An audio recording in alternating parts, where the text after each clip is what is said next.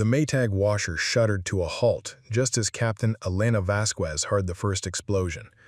She stood frozen in her small kitchen, a damp ACU uniform shirt clutched against her chest, watching steam rise from her coffee mug on the counter. Through the thin walls of base housing, the sound rolled like distant thunder, but Elena knew better. Thunder didn't shake the picture frames on her walls or send her neighbor's dog into a frenzy of barking. Fort Carson's morning routine had shattered in an instant. Elena dropped the shirt and moved to her living room window, pushing aside the thin curtains her mother had sewn 3 years ago when Elena first got stationed here. The fabric still smelled faintly of her mother's perfume, a comfort that seemed absurdly out of place now. Outside, other families were emerging from their identical base housing units, wives in bathrobes clutching children, husbands in various states of dress, trying to look calm while their eyes scanned the horizon. The second explosion came from the east, closer this time, and Elena felt it in her bones. Her phone buzzed against the kitchen counter, where she'd left it next to her half-eaten bowl of cereal. The display showed 3 missed calls from Major Rodriguez and a text that made her blood run cold. All Apache pilots report immediately. This is not a drill. Elena had been folding laundry in peaceful domesticity just 5 minutes ago, sorting through the mundane collection of her off-duty life. Civilian jeans, cotton t-shirts, the sundress she'd bought for her sister's wedding but never worn. Now she was grabbing her flight suit from the closet, her hands moving with practiced efficiency even as her mind raced to process what was happening. The third explosion lit up the western sky like a false dawn, and Elena could see smoke rising in dark columns against the Colorado mountains. As she laced her boots, her neighbor Mrs. Chen appeared at her door, her 5-year-old daughter Sarah pressed against her side. "Elena, what's happening?" Mrs. Chen's voice carried the particular strain of a military spouse who'd lived through too many sudden deployments, too many late-night calls that changed everything. Her husband was deployed somewhere in the Middle East, leaving her alone with Sarah and an endless cycle of worry. "I don't know yet, but I have to go," Elena said, checking her watch. 7 minutes since the first explosion. "Take Sarah to the community center. The MPs will have instructions."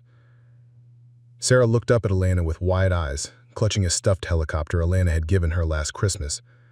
The little girl had always been fascinated by Elena's job, asking endless questions about flying and showing off the toy to anyone who would listen. Now, faced with the reality behind the fantasy, she seemed to understand that helicopters meant more than just adventure stories. Elena's phone rang as she grabbed her keys. Major Rodriguez's voice was clipped, professional, but she could hear the tension underneath. "Vasquez, we've got multiple hostiles moving through the valley. Unknown force, advanced armor. We need every bird in the air in 15 minutes. "Roger that, sir. En route now." She ended the call and looked back at Mrs. Chen and Sarah. The little girl was crying silently, the kind of tears that came from sensing adult fear without understanding its source. "Elena," Mrs. Chen said, her voice dropping to a whisper, "my brother called from Denver 20 minutes ago. He said the news is reporting attacks on military bases across Colorado and Wyoming. Fort Collins, Peterson, Warren Air Force Base. No one knows who's doing this." Elena felt something cold settle in her stomach. Multiple coordinated attacks meant this wasn't some isolated incident or training accident. This was planned, organized, and happening right now while she'd been sorting her civilian clothes and thinking about whether to buy groceries today or tomorrow. She knelt down to Sarah's eye level, forcing her voice to stay steady. "Remember what I told you about what I do, sweetheart? I fly helicopters to keep people safe. That's what I'm going to do right now, okay?" Sarah nodded solemnly, wiping her nose on her pajama sleeve. "Are you going to stop the bad guys?" "That's exactly what I'm going to do." Elena stood and looked at Mrs. Chen. "Get to the community center. Stay there until someone in uniform tells you it's safe to leave." Elena's truck started on the first try, a small mercy in a morning that seemed determined to break every familiar routine. As she drove toward the airfield, she passed groups of soldiers running in formation, their equipment rattling with each step. The base's loudspeakers crackled to life, broadcasting instructions in the calm, measured tones that military personnel used when everything was going to hell, but panic would only make it worse. The flight line was controlled chaos. Ground crews swarmed around the Apache helicopters like pit crews at a race, checking weapons systems, fuel levels, and electronics with the kind of focused intensity that came from knowing lives depended on their work. Elena could see her aircraft, tail number 142, being prepped by Staff Sergeant Martinez, a mechanic she'd worked with for over a year. He looked up as she approached, his usually jovial expression replaced by grim determination. "She's ready, Captain," Martinez said, patting the helicopter's armored side. "Full fuel, full ammo load, all systems green. I've been working on her since 0-30, and she's never been in better shape." Elena ran her pre-flight check with methodical precision, her hands moving over familiar controls and instruments while her mind cataloged the morning's revelations. Unknown hostiles with advanced armor, coordinated attacks across multiple states, the kind of scenario they'd trained for but never quite believed would happen on American soil. Major Rodriguez appeared at her side as she finished her external inspection. He was a veteran of 2 tours in Afghanistan, a steady presence who'd earned his pilot's respect through competence rather than rank alone. This morning, however, Elena could see something she'd never seen in his eyes before: uncertainty. "What's our intel, sir?" Elena asked, pulling on her helmet. Rodriguez glanced around, making sure they weren't overheard. "Satellite imagery shows at least 12 main battle tanks moving through the valley toward Colorado Springs. They're not using any configuration we recognize, and they're moving faster than anything should be able to move through that terrain." Elena felt her stomach drop. Colorado Springs meant NORAD, Cheyenne Mountain, the heart of America's aerospace defense infrastructure. If someone was making a run at those facilities, this wasn't just an attack. It was an attempt to cripple the country's ability to detect and respond to threats from space and air. "Any idea who we're dealing with?" she asked. "None. They're not responding to any radio frequencies, and their equipment signatures don't match anything in our databases. What we do know is that they've already taken out 2 National Guard units, and they're moving fast toward populated areas." Elena climbed into her cockpit, the familiar embrace of her pilot's seat offering a strange comfort. She'd logged over 800 hours in Apache helicopters, flying missions from routine patrols to combat operations in Syria. She knew this aircraft like she knew her own body, understood its capabilities and limitations with the intimacy that came from trusting her life to its systems hundreds of times. As she ran through her startup sequence, Elena thought about Mrs. Chen and Sarah, probably huddled in the community center with dozens of other families, waiting for news that might never come or might be worse than silence. She thought about her own family, her parents in Albuquerque, her sister Maria in graduate school at Boulder, all of them probably watching news reports and wondering if Elena was safe. Her co-pilot, Lieutenant Jake Morrison, climbed into his seat behind her. Morrison was young, eager, the kind of pilot who still got excited about flying rather than treating it as just another job. Elena had flown with him enough to trust his skills, but she'd never seen him in actual combat. Today, they were both about to find out what he was made of. "Ready for this, Lieutenant?" Elena asked over the intercom. "Ready as I'll ever be, Captain," and Elena could hear him trying to keep the nervousness out of his voice. "Just like the simulations, right?" Elena almost smiled. If only it were that simple. Just like the simulations, except the targets shoot back and people die if we mess up. Other than that, exactly the same. The radio crackled with Major Rodriguez's voice. "Apache flight, you are cleared for immediate takeoff. Your target area is grid square 1247, approximately 30 clicks southeast. You'll have F-16 support from Peterson, but you are weapons-free on any hostile armor. Rules of engagement are simple. Anything that's shooting at American positions or moving toward pavilion areas is fair game." Elena lifted off into a sky that looked deceptively peaceful, the early morning sun painting the Colorado mountains in shades of gold and purple that belonged in a postcard, not a war zone. As they gained altitude, she could see the smoke columns more clearly, dark scars against the landscape that marked where the morning's violence had already left its mark. Morrison's voice came through the intercom, tight with concentration. "Captain, I'm getting intermittent radar contacts, but they're not following normal movement patterns. It's like they're using some kind of stealth technology." Elena frowned, adjusting her instruments. Advanced armor, unknown configurations, possible stealth technology. Whoever they were facing had come prepared for a fight against the most technologically advanced military in the world. This wasn't some ragtag insurgent group or even a conventional military force. This was something else entirely. As they approached the target area, Elena could see them, 12 tanks moving in formation through a valley that should have been impassable for tracked vehicles. They were sleek, angular, moving with a fluid grace that seemed to defy physics. Even from a distance, Elena could tell these weren't like any tanks she'd ever seen. "Jesus Christ," Morrison whispered. "What are those things?" Elena didn't answer immediately, too busy trying to process what she was seeing. The tanks moved like living creatures rather than machines, flowing across terrain that should have stopped them, leaving barely any tracks despite their obvious weight. Their turrets swiveled with predatory smoothness, tracking movement with an intelligence that made Elena's skin crawl. "I don't know what they are," Elena said, "but I know what we're going to do about them." Elena had never imagined that a Tuesday morning would begin with her folding her father's old flannel shirts and end with her staring down at 12 impossible war machines through the targeting system of an Apache helicopter. The transition felt surreal, like stepping through a doorway from one life into another without warning or preparation.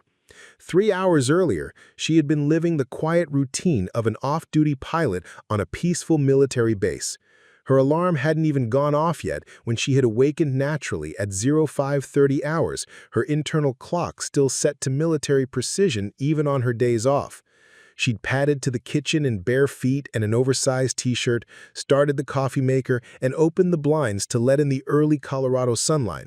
The laundry had been her morning meditation, a ritual of domestic normalcy that helped her transition between her two worlds. In the cockpit of an Apache, she was Captain Vasquez, precision incarnate, responsible for millions of dollars in equipment and the lives of everyone who depended on her skills. In her small base housing kitchen, sorting through clothes that smelled of fabric softener and her own quiet life, she was just Elena, the daughter who called her parents every Sunday, the sister who worried about Maria's student loans, the neighbor who kept spare keys for Mrs. Chen and occasionally babysat Sarah when emergencies arose. Elena had grown up in a family where service wasn't just expected, it was assumed. Her grandfather had fought in Korea, her father in Vietnam, her uncle in Desert Storm. Military service ran in her blood like a genetic marker, but she'd chosen the sky over the ground, drawn to the particular combination of technical skill and split-second decision-making that helicopter piloting demanded. She'd excelled in flight school, graduated near the top of her class, and earned her place in one of the Army's most demanding jobs through competence and determination rather than any special advantages. But competence hadn't prepared her for this morning's strange reality. As her Apache closed the distance to the unidentified armor, Elena found herself thinking about the last conversation she'd had with her sister Maria just 3 days ago. Maria was working on her master's degree in international relations, writing her thesis about asymmetric warfare and the changing nature of conflict in the 21st century. Elena had teased her about being too academic, too theoretical. "You should come fly with me sometime. See what real warfare looks like instead of just reading about it in books." Now faced with enemy tanks that moved like liquid mercury across impossible terrain, Elena wondered if Maria's theoretical knowledge might have been more useful than Elena's practical experience. "Captain, I'm getting some weird readings on our threat detection system." Morrison's voice cut through her reverie. "These contacts are showing up intermittently, like they're phasing in and out of existence." Elena checked her own instruments, frowning at the anomalous data. "Run a full system diagnostic. Could be equipment malfunction." "Already did. All systems showing green, but the readings are still inconsistent." Morrison paused, and Elena could hear the uncertainty in his voice. "Captain, I've never seen anything like this in training." Neither had Elena, but she wasn't going to admit that to Morrison. As the senior pilot, it was her job to project confidence even when she felt anything but confident. This was one of the hardest parts of command, maintaining the facade of certainty when uncertainty was eating away at your gut like acid. Elena had learned this lesson early in her career, during her first deployment to Syria. She'd been a newly minted lieutenant then, flying support missions and trying desperately not to embarrass herself in front of more experienced pilots. On her third week in country, they'd received intelligence about a high-value target holed up in a compound outside Damascus. The mission should have been routine: fly in, provide overwatch while ground forces secured the target, fly out. Instead, they'd walked into an ambush. 3 Apache helicopters against an entire company of well-equipped insurgents with anti-aircraft weapons. Elena's aircraft had taken multiple hits, her co-pilot wounded, her instruments failing one by one. In that moment, with tracers filling the air around her and her co-pilot's blood spattering her visor, Elena had discovered something about herself. She didn't panic. When everything went to hell, she got calmer, more focused, her mind clearing like a lens coming into sharp focus. She'd brought her damaged aircraft home that day, saved her co-pilot's life, and earned a reputation as a pilot who could handle the impossible. But the experience had also taught her about the weight of responsibility, the way other people's lives depended on her ability to make the right decisions under pressure. Now, approaching these strange tanks with Morrison depending on her leadership, Elena felt that familiar weight settling on her shoulders. Whatever these things were, whoever was operating them, Elena and Morrison were the first line of defense between them and the thousands of civilians in Colorado Springs.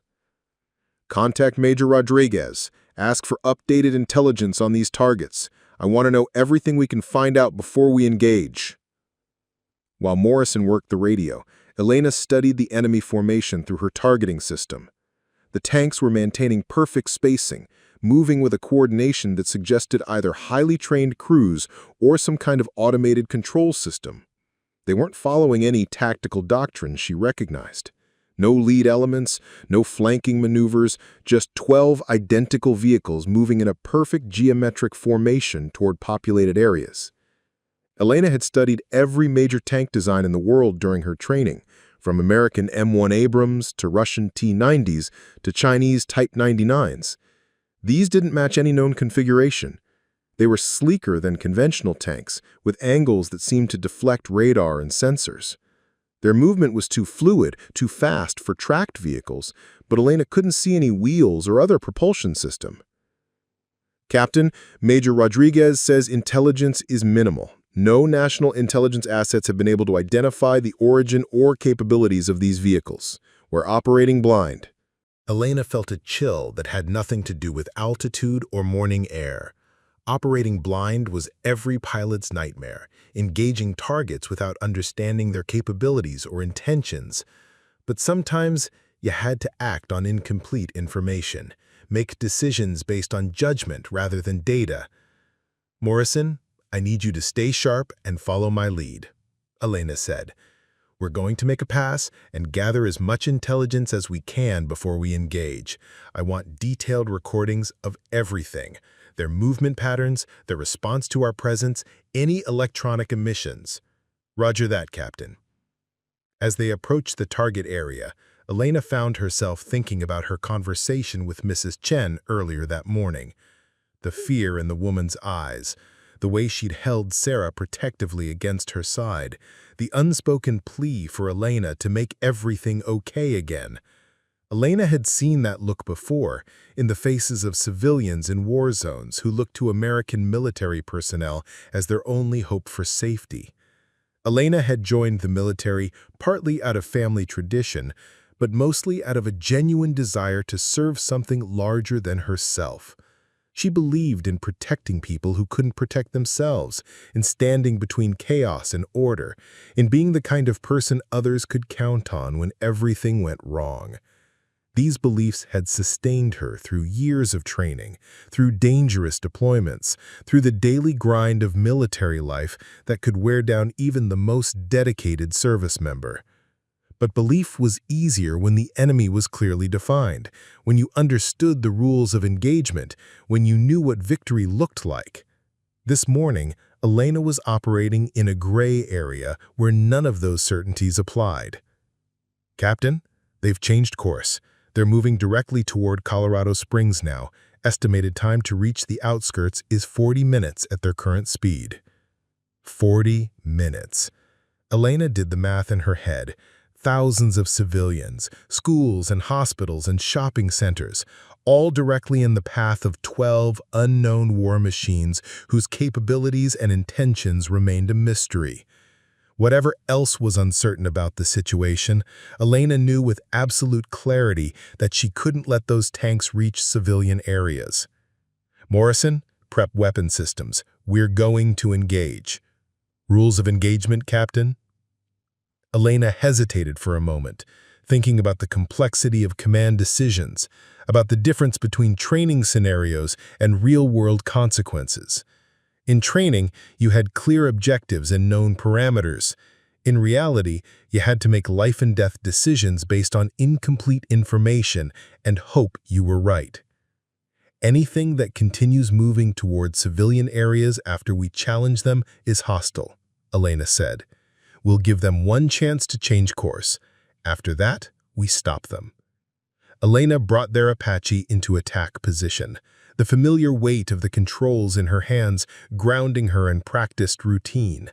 She'd fired Hellfire missiles in combat before, knew the precise sequence of target acquisition, lock-on, and launch that could destroy an enemy tank in seconds. But she'd never faced targets like these, never operated with so little intelligence about what she was fighting.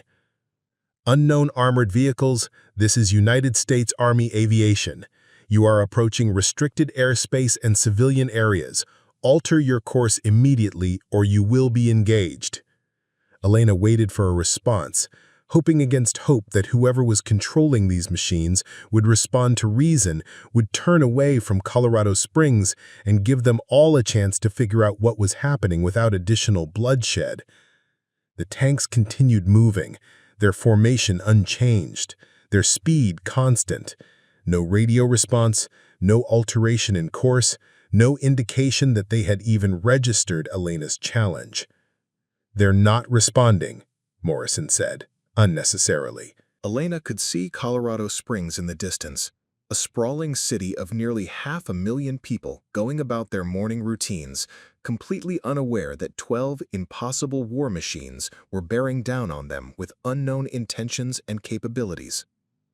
She thought about Mrs. Chen and Sarah in the community center, about her sister Maria probably just waking up in Boulder, about thousands of families having breakfast and getting ready for work and living their ordinary lives. Target the lead vehicle, Elena instructed Morrison. Hellfire missile, center mass. Elena had fired missiles in combat before, but never at targets moving across American soil. Never with American civilians in potential danger from the consequences of her actions. The weight of command had never felt heavier than it did in this moment, suspended between the familiar routine of combat operations and the surreal reality of defending her homeland from an enemy she didn't understand and apparently couldn't stop with conventional weapons. Missile away, Morrison announced. Elena watched the Hellfire streak toward its target, a white-hot lance of American military precision guided by decades of technological development and tactical doctrine. In training scenarios, this would be the moment of satisfaction, the clean conclusion where American superiority in weapons and training prevailed over any opposing force. Instead, Elena watched in stunned disbelief as the missile struck the lead tank and seemed to pass through it without causing any visible damage. The tank's movement didn't even falter, continuing on its inexorable path toward Colorado Springs as if nothing had happened. "What the hell?" Morrison whispered. Elena stared at her instruments, trying to process what she'd just witnessed. A direct hit from a Hellfire missile should have stopped any tank ever built, should have turned it into burning wreckage scattered across the Colorado landscape. Instead, their target was continuing on as if Elena had thrown a rock at it. "Fire again," Elena ordered, her voice steady despite the cold fear growing in her chest. Different target, same attack profile. The second missile yielded identical results, a direct hit that seemed to have no effect whatsoever on the target tank.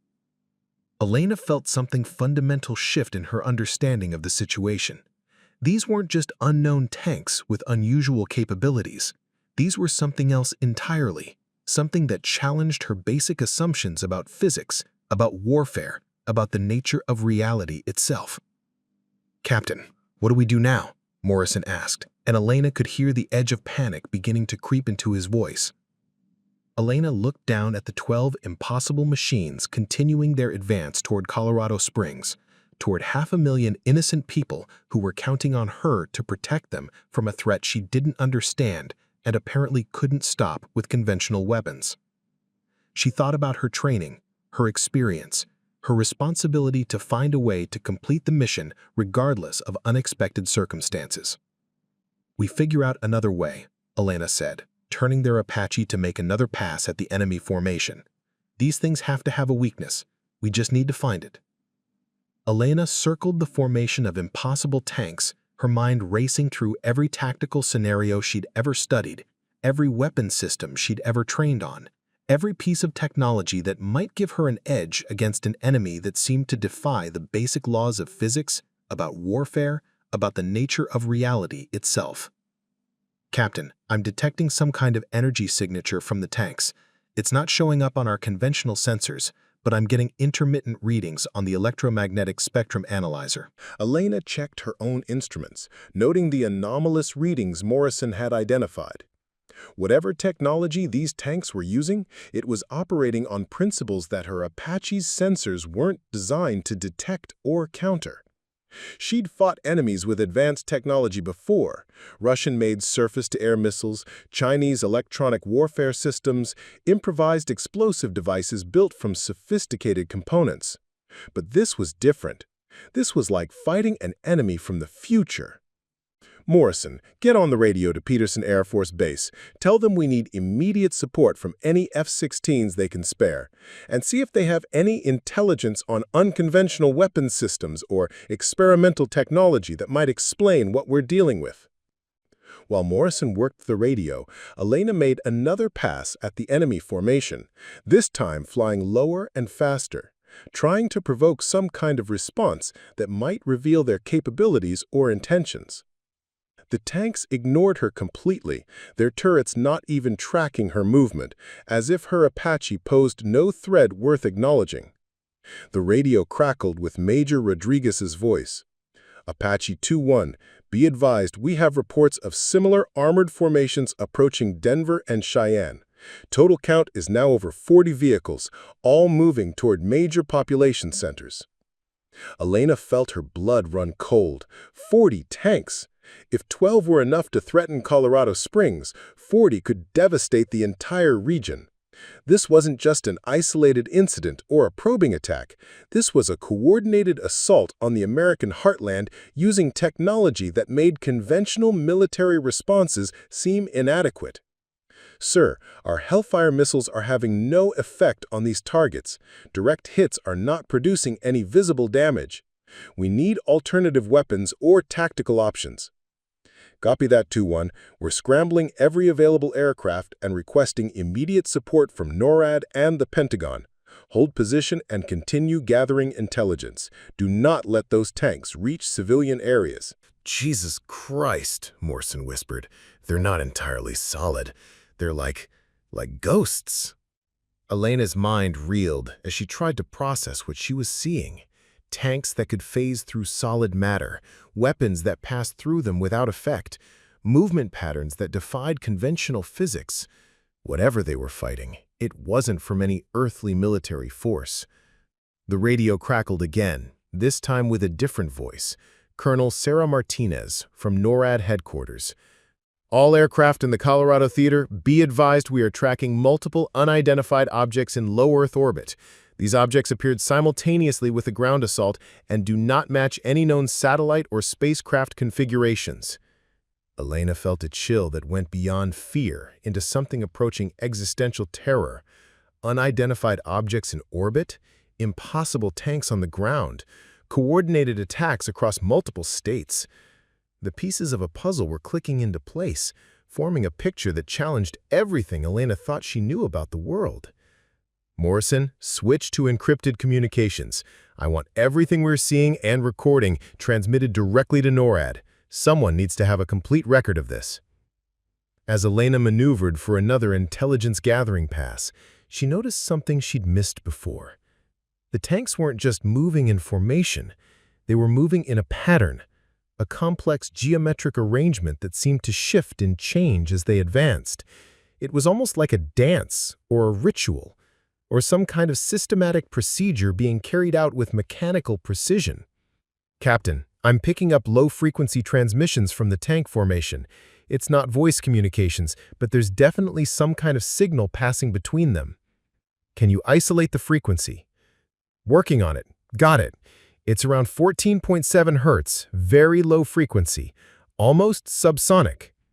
Elena had a sudden memory from her electronic warfare training, something about low-frequency signals and their ability to penetrate solid matter, to affect electromagnetic systems in ways that higher frequencies couldn't. If these tanks were using low-frequency communications, that might explain their apparent immunity to conventional weapons and their ability to phase through solid obstacles. "Morrison, try targeting that frequency with our electronic warfare systems. See if we can jam or disrupt their communications." Elena's Apache was equipped with basic electronic countermeasures, designed primarily for defeating enemy radar and communication systems in conventional warfare. She'd never tried using them against targets like these, but desperation bred innovation. Morrison activated their ECM systems, broadcasting jamming signals across the spectrum around 14.7 Hz. For a moment, nothing happened. Then, almost imperceptibly, Elena noticed a change in the enemy formation. The perfect geometric spacing began to waver slightly, individual tanks falling momentarily out of sync with the larger pattern. "It's working!" Morrison shouted. "Their formation is becoming unstable." Elena felt a surge of hope, the first positive development in what had been an increasingly hopeless situation. If they could disrupt the tank's coordination, perhaps they could find a way to stop their advance, or at least buy time for reinforcements to arrive. But the effect was temporary. After less than 30 seconds, the tanks seemed to adapt to our jamming, their formation tightening up again as they continued their inexorable advance toward Colorado Springs. "They're adapting to our countermeasures," Elena reported over the radio. "Whatever intelligence is controlling these things, it's learning from our attacks." The implications were terrifying. An enemy that could adapt in real time to military countermeasures, that could learn and evolve its tactics during active combat, represented a threat unlike anything in human military experience. Elena found herself thinking about her sister Maria's thesis on asymmetric warfare, about the changing nature of conflict in the 21st century. Maria had written about the possibility of non-state actors gaining access to advanced technology, about the challenges of fighting enemies who didn't follow conventional military doctrine. But even Maria's academic imagination had never encompassed something like this. "Captain, we've got company," Morrison announced. "F-16 flight approaching from the east." Elena looked up to see 4 F-16 Fighting Falcons screaming across the Colorado sky, their sleek forms cutting through the morning air with the kind of power and speed that represented the pinnacle of American air superiority technology. For a moment, Elena felt a surge of relief. If her Apache couldn't stop these tanks, perhaps the combined firepower of multiple aircraft would be enough. The lead F-16 pilot came on the radio, his voice calm and professional. "Apache 2-1. This is Viper Flight Leader. We're loaded with AGM-65 Mavericks and ready to engage. What's our target disposition?" Elena quickly briefed the F-16 flight on everything she had observed: the tank's immunity to conventional weapons, their ability to phase through solid matter, their adaptive communication system. She could hear the skepticism in the fighter pilots' voices, could imagine them processing information that challenged their training and experience as much as it had hers. "Copy all, Apache 2-1. Viper Leader responded. We'll make a high-speed pass and see what our Mavericks can accomplish." Elena watched as the 4 F-16s formed up for their attack run, their powerful engines leaving contrails across the clear Colorado sky. Each aircraft carried multiple AGM-65 Maverick missiles, air-to-ground weapons designed to destroy the most heavily armored targets on any battlefield. For a moment, Elena felt a surge of relief. If her Hellfires couldn't penetrate these tanks, perhaps the combined firepower of multiple aircraft would be enough. The lead F-16 pilot came on the radio, his voice calm and professional. "Negative effect. Negative effect. All missiles on target, all missiles ineffective. These things are like they're not really there." Elena felt despair beginning to creep into her thoughts. If the combined firepower of Apache helicopters and F-16 fighters couldn't stop 12 tanks, how was any conventional military force supposed to deal with 40 of them spread across 3 states? "All aircraft, this is NORAD Control." Colonel Martinez's voice came over the radio. "Be advised, satellite imagery shows the orbital contacts are beginning to descend toward Earth. Estimated time to atmospheric entry is 15 minutes. Elena looked up to the clear morning sky, searching for any sign of the descending objects. Somewhere above the peaceful Colorado landscape, unknown spacecraft were beginning their final approach to Earth, part of a coordinated operation that had already demonstrated capabilities far beyond current human technology. Morrison, how long until the tanks reach Colorado Springs at their current rate of advance? 18 minutes, Captain. 18 minutes until 500,000 civilians found themselves facing an enemy that could pass through solid matter and ignore the most powerful weapons in the American arsenal. Elena tried to imagine what would happen when these things reached populated areas, the panic, the casualties, the complete breakdown of everything people believed about safety and security. She thought about Mrs. Chen and Sarah in the community center, probably listening to official reassurances that the situation was under control, that the American military had everything well in hand. She thought about her parents in Albuquerque, watching news reports and wondering if their daughter was safe. She thought about Maria in Boulder, perhaps using her academic knowledge to try to make sense of events that defied rational explanation. "Captain," Morrison's voice cut through her reverie. "I'm detecting a change in the orbital contacts. They're not just descending, they're maneuvering, changing course toward our position." Elena looked up again, this time spotting dark shapes against the morning sky, geometric forms that moved with the same fluid precision as the tanks below. Whatever was happening, the second phase was about to begin. "All aircraft, this is Apache 2-1. Unknown aerial contacts approaching our position. Recommend immediate withdrawal to safe distance." But even as she spoke, Elena knew there was no safe distance from an enemy with this level of technological superiority. Whatever these things were, wherever they came from, they had chosen to reveal themselves in American airspace with overwhelming force and capabilities that rendered conventional military responses obsolete. Elena made a decision that went against every tactical doctrine she ever learned. Instead of withdrawing to a safe distance, she turned her Apache directly toward the approaching aerial contacts, climbing to gain altitude and speed for what might be the last attack run of her career. "Morrison, prep everything we've got. Missiles, cannon, electronic warfare, flares, chaff, everything," Elena commanded, her voice steady despite the impossible odds they faced. "If we're going down, we're going down fighting." "Captain, are you sure about this?" Morrison's voice carried a tremor of fear mixed with determination. "Those things up there are the size of buildings." Elena looked up at the descending craft, massive angular shapes that seemed to bend light around their edges, creating visual distortions that hurt to look at directly. They moved with the same unsettling fluidity as the ground units, defying aerodynamics and physics in ways that made Elena's pilot instincts scream warnings.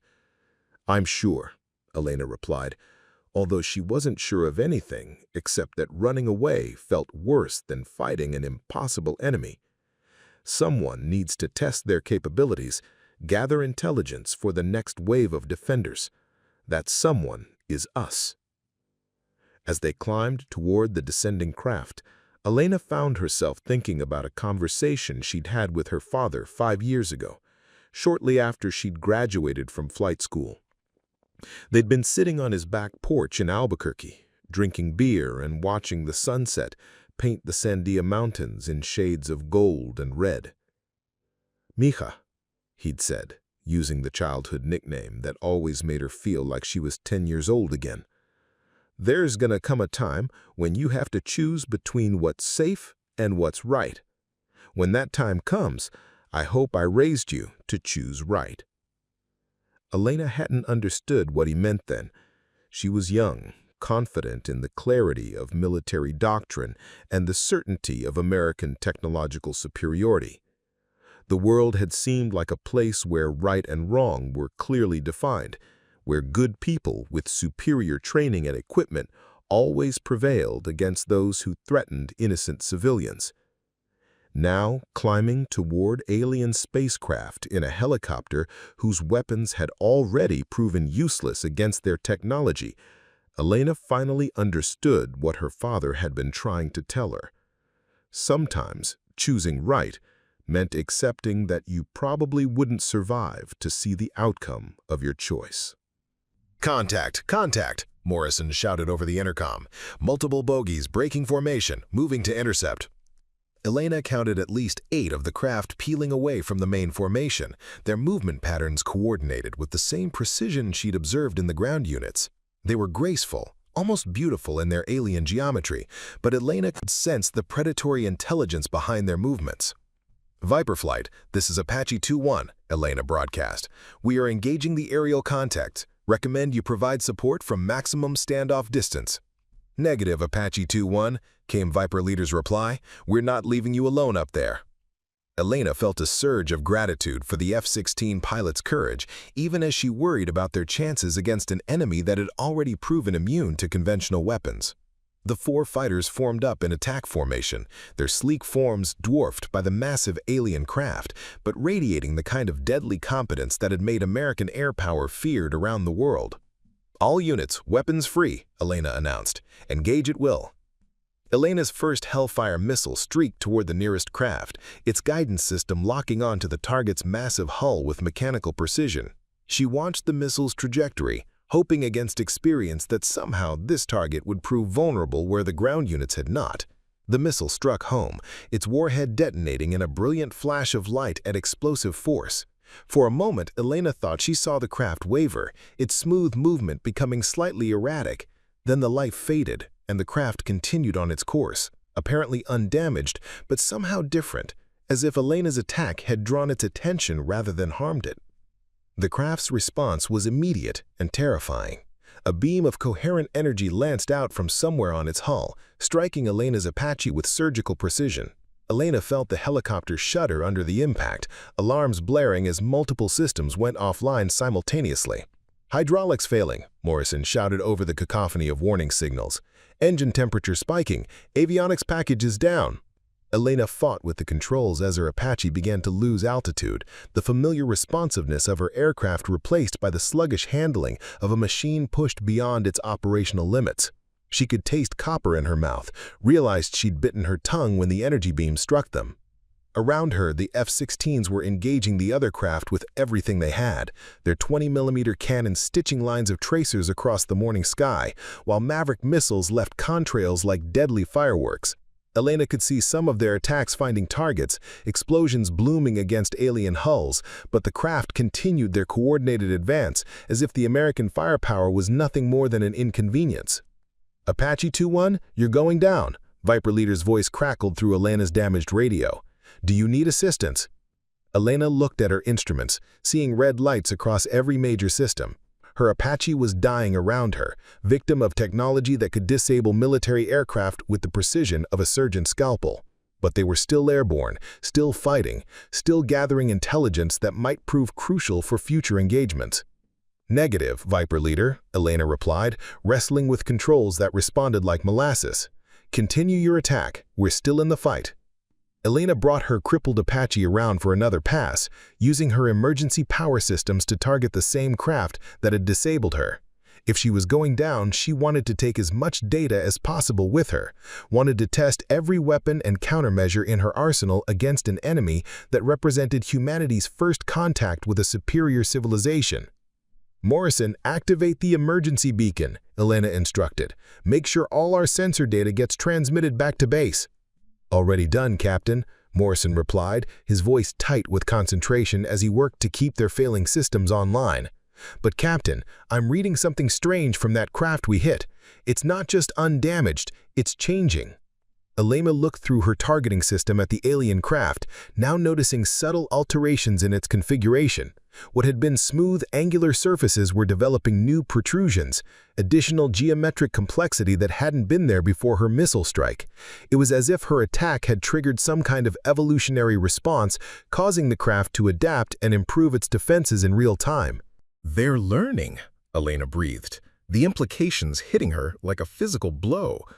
"Every attack we make teaches them something new about our capabilities." The tactical situation was worse than impossible. It was counterproductive. Every conventional military response was not only ineffective, but actively helping the enemy understand and prepare for human weapons technology.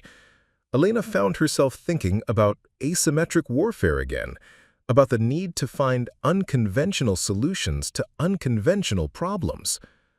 "Morrison, shut down all our active sensors," Elena ordered. "Switch to passive observation only." "Captain, if they're learning from our attacks, maybe we need to stop teaching them.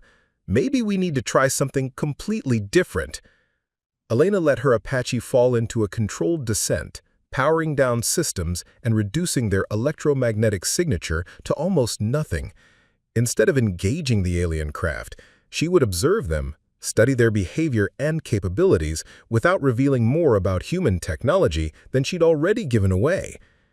As they descended, Elena could see the ground battle developing below. The 12 impossible tanks had reached the outskirts of Colorado Springs, their advance now bringing them into contact with civilian infrastructure for the first time. Elena watched in fascination and horror as the lead tank encountered a shopping mall, expecting to see it either phase through the building or reduce it to rubble. Instead, the tank stopped.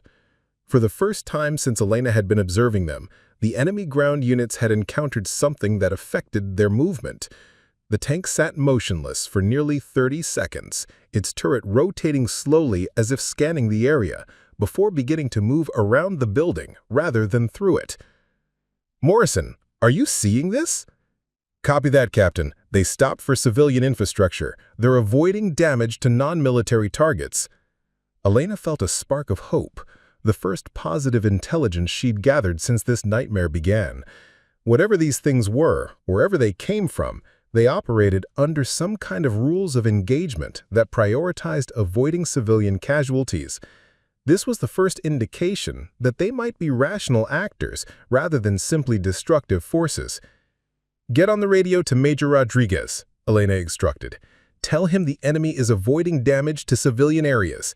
They might be willing to negotiate." As Morrison worked the radio, Elena continued her descent toward a clearing near Colorado Springs, her damaged Apache barely maintaining controlled flight. Around her, the F-16s were still engaging the aerial craft with diminishing effectiveness, their pilots burning through ammunition against targets that seemed to grow stronger with each attack. Elena could see more aircraft approaching from the east, additional F-16 squadrons, A-10 Warthogs, even a pair of B-1 bombers flying at high altitude. The full weight of American air power was being brought to bear against the alien incursion, but Elena knew from her own experience that conventional weapons would only make the situation worse. All aircraft, Elena broadcast on the emergency frequency. "Cease engagement. Repeat, cease engagement. The enemy is adapting to our attacks and becoming stronger. Recommend immediate withdrawal to safe distance." Elena's transmission was met with silence, then a confusion of voices as pilots struggled to process intelligence that contradicted every tactical doctrine they'd ever learned. The idea of withdrawing from an enemy because your attacks were making them stronger was so counterintuitive that Elena could understand their hesitation. "Apache 2-1, this is NORAD Control." Colonel Martinez's voice cut through the chatter. "Confirm your assessment. Are you recommending we cease all military operations against these targets?"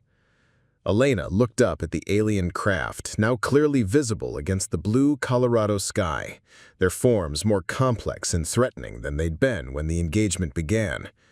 She looked down at the tanks, still methodically advancing, but carefully avoiding civilian structures, their behavior suggesting intelligence and restraint rather than mindless aggression. Confirmed NORAD control, Elena replied. Military engagement is counterproductive.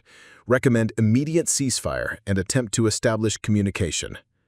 Elena's Apache touched down hard in a field outside Colorado Springs, the impact jarring but survivable thanks to Morrison's skill with the emergency landing procedures. As the rotors wound down and the immediate danger passed, Elena found herself sitting in the sudden quiet, processing what she'd witnessed and experienced over the past hour. In 60 minutes, everything Elena thought she knew about warfare, about technology, about humanity's place in the universe had been fundamentally challenged. She'd engaged an enemy that operated on principles beyond current human understanding, witnessed technology that seemed to violate the basic laws of physics, and discovered that conventional military responses were not just inadequate, but actively harmful. "Captain, what do we do now?" Morrison said quietly. Elena looked through her cockpit at the alien craft hovering over Colorado Springs, their presence transforming a peaceful American city into the focal point of humanity's first contact with a superior civilization. She thought about Mrs. Chen and Sarah, probably still huddled in the community center with hundreds of other families, waiting for news that their government and military had everything under control. "Now we figure out how to talk to them," Elena said, beginning the process of shutting down her Apache's remaining systems, because fighting them isn't working. The silence that followed Elena's emergency landing was unlike anything she'd experienced in her military career. No explosions, no gunfire, no radio chatter. Just the quiet tick of cooling metal and the distant hum of alien technology that defied every law of physics she'd learned in flight school. Through her cracked cockpit glass, Elena could see the 12 impossible tanks arranged in a perfect circle around the outskirts of Colorado Springs, motionless now, their purpose apparently achieved. Morrison was the first to break the silence. "Captain, I'm picking up a transmission. It's not on any frequency we use, but our communications array is translating it somehow." Elena frowned, checking her own instruments. Most of her Apache's systems had been disabled by the alien energy weapon, but their basic communications equipment was still functional, displaying readings that made no sense according to any technical manual she had ever studied. "What kind of transmission?" It's in English, Captain. Perfect English. They're requesting permission to establish a communication link with the pilot who demonstrated tactical wisdom by ceasing hostile engagement. Elena felt a chill that had nothing to do with the Colorado morning air. Somehow, the alien forces had not only learned English, but had been monitoring her radio communications closely enough to identify her as the source of the ceasefire recommendation. The level of technological sophistication required for real-time language translation and individual identification from military radio traffic was staggering. "Patch it through," Elena instructed, her voice steady despite the magnitude of what was happening. She was about to become the first human being in history to engage in direct communication with an extraterrestrial intelligence, and she was doing it from the cockpit of a damaged helicopter in a field outside Colorado Springs. The voice that came through her headset was unmistakably artificial, yet somehow warm, carrying tones and inflections that suggested careful study of human speech patterns. "Captain Elena Vasquez, United States Army Aviation. You have demonstrated wisdom in recognizing that conventional military engagement would serve neither of our purposes."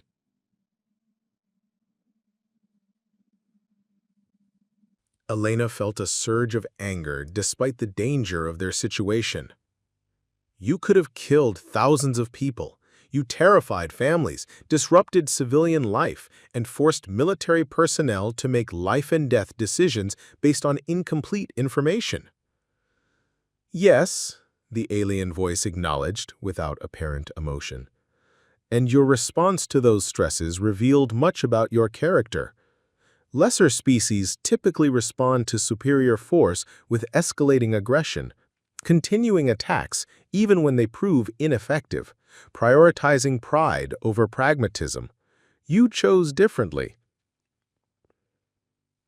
Elena realized that her decision to cease military engagement hadn't just been tactically sound, it had been humanity's first test as a species encountering superior alien technology. By choosing to stop fighting and attempt communication, she had inadvertently demonstrated the kind of wisdom the aliens were looking for. "Morrison," Elena whispered, "get Major Rodriguez on the radio. Tell him we need immediate communication with the Pentagon, the State Department, anyone with authority to speak for the United States government." While Morrison worked the radio, Elena continued her conversation with the alien intelligence. What happens now? Now we begin the formal evaluation process. Over the next several of your months, we will conduct a comprehensive assessment of human civilization. We will examine your governments, your cultures, your treatment of each other and your environment. We will determine whether humanity is ready to join the galactic community or whether you require further isolation and development. Elena thought about the complexity of human civilization, about the wars and conflicts that dominated news cycles, about environmental destruction and political polarization, and all the ways that humanity seemed determined to prove its own immaturity. She also thought about the capacity for kindness and cooperation she'd witnessed throughout her military career, about the dedication of people like Mrs. Chen and the innocence of children like Sarah. How do we pass your evaluation? Preparing and narrating this type of story took us long efforts and hard work. So if you're enjoying the story, please consider subscribing to our channel. Elena asked. That is for humanity to determine.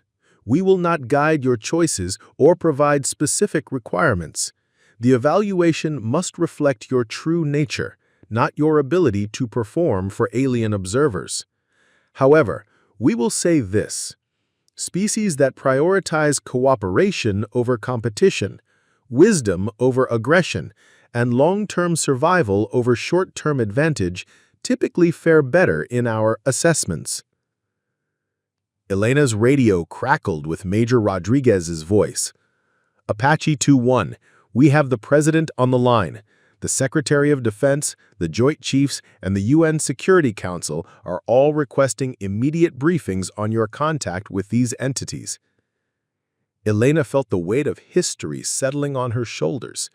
In the span of a single morning, she had gone from folding laundry in her base housing kitchen to serving as humanity's primary liaison with an extraterrestrial intelligence that held the power to determine the future of human civilization.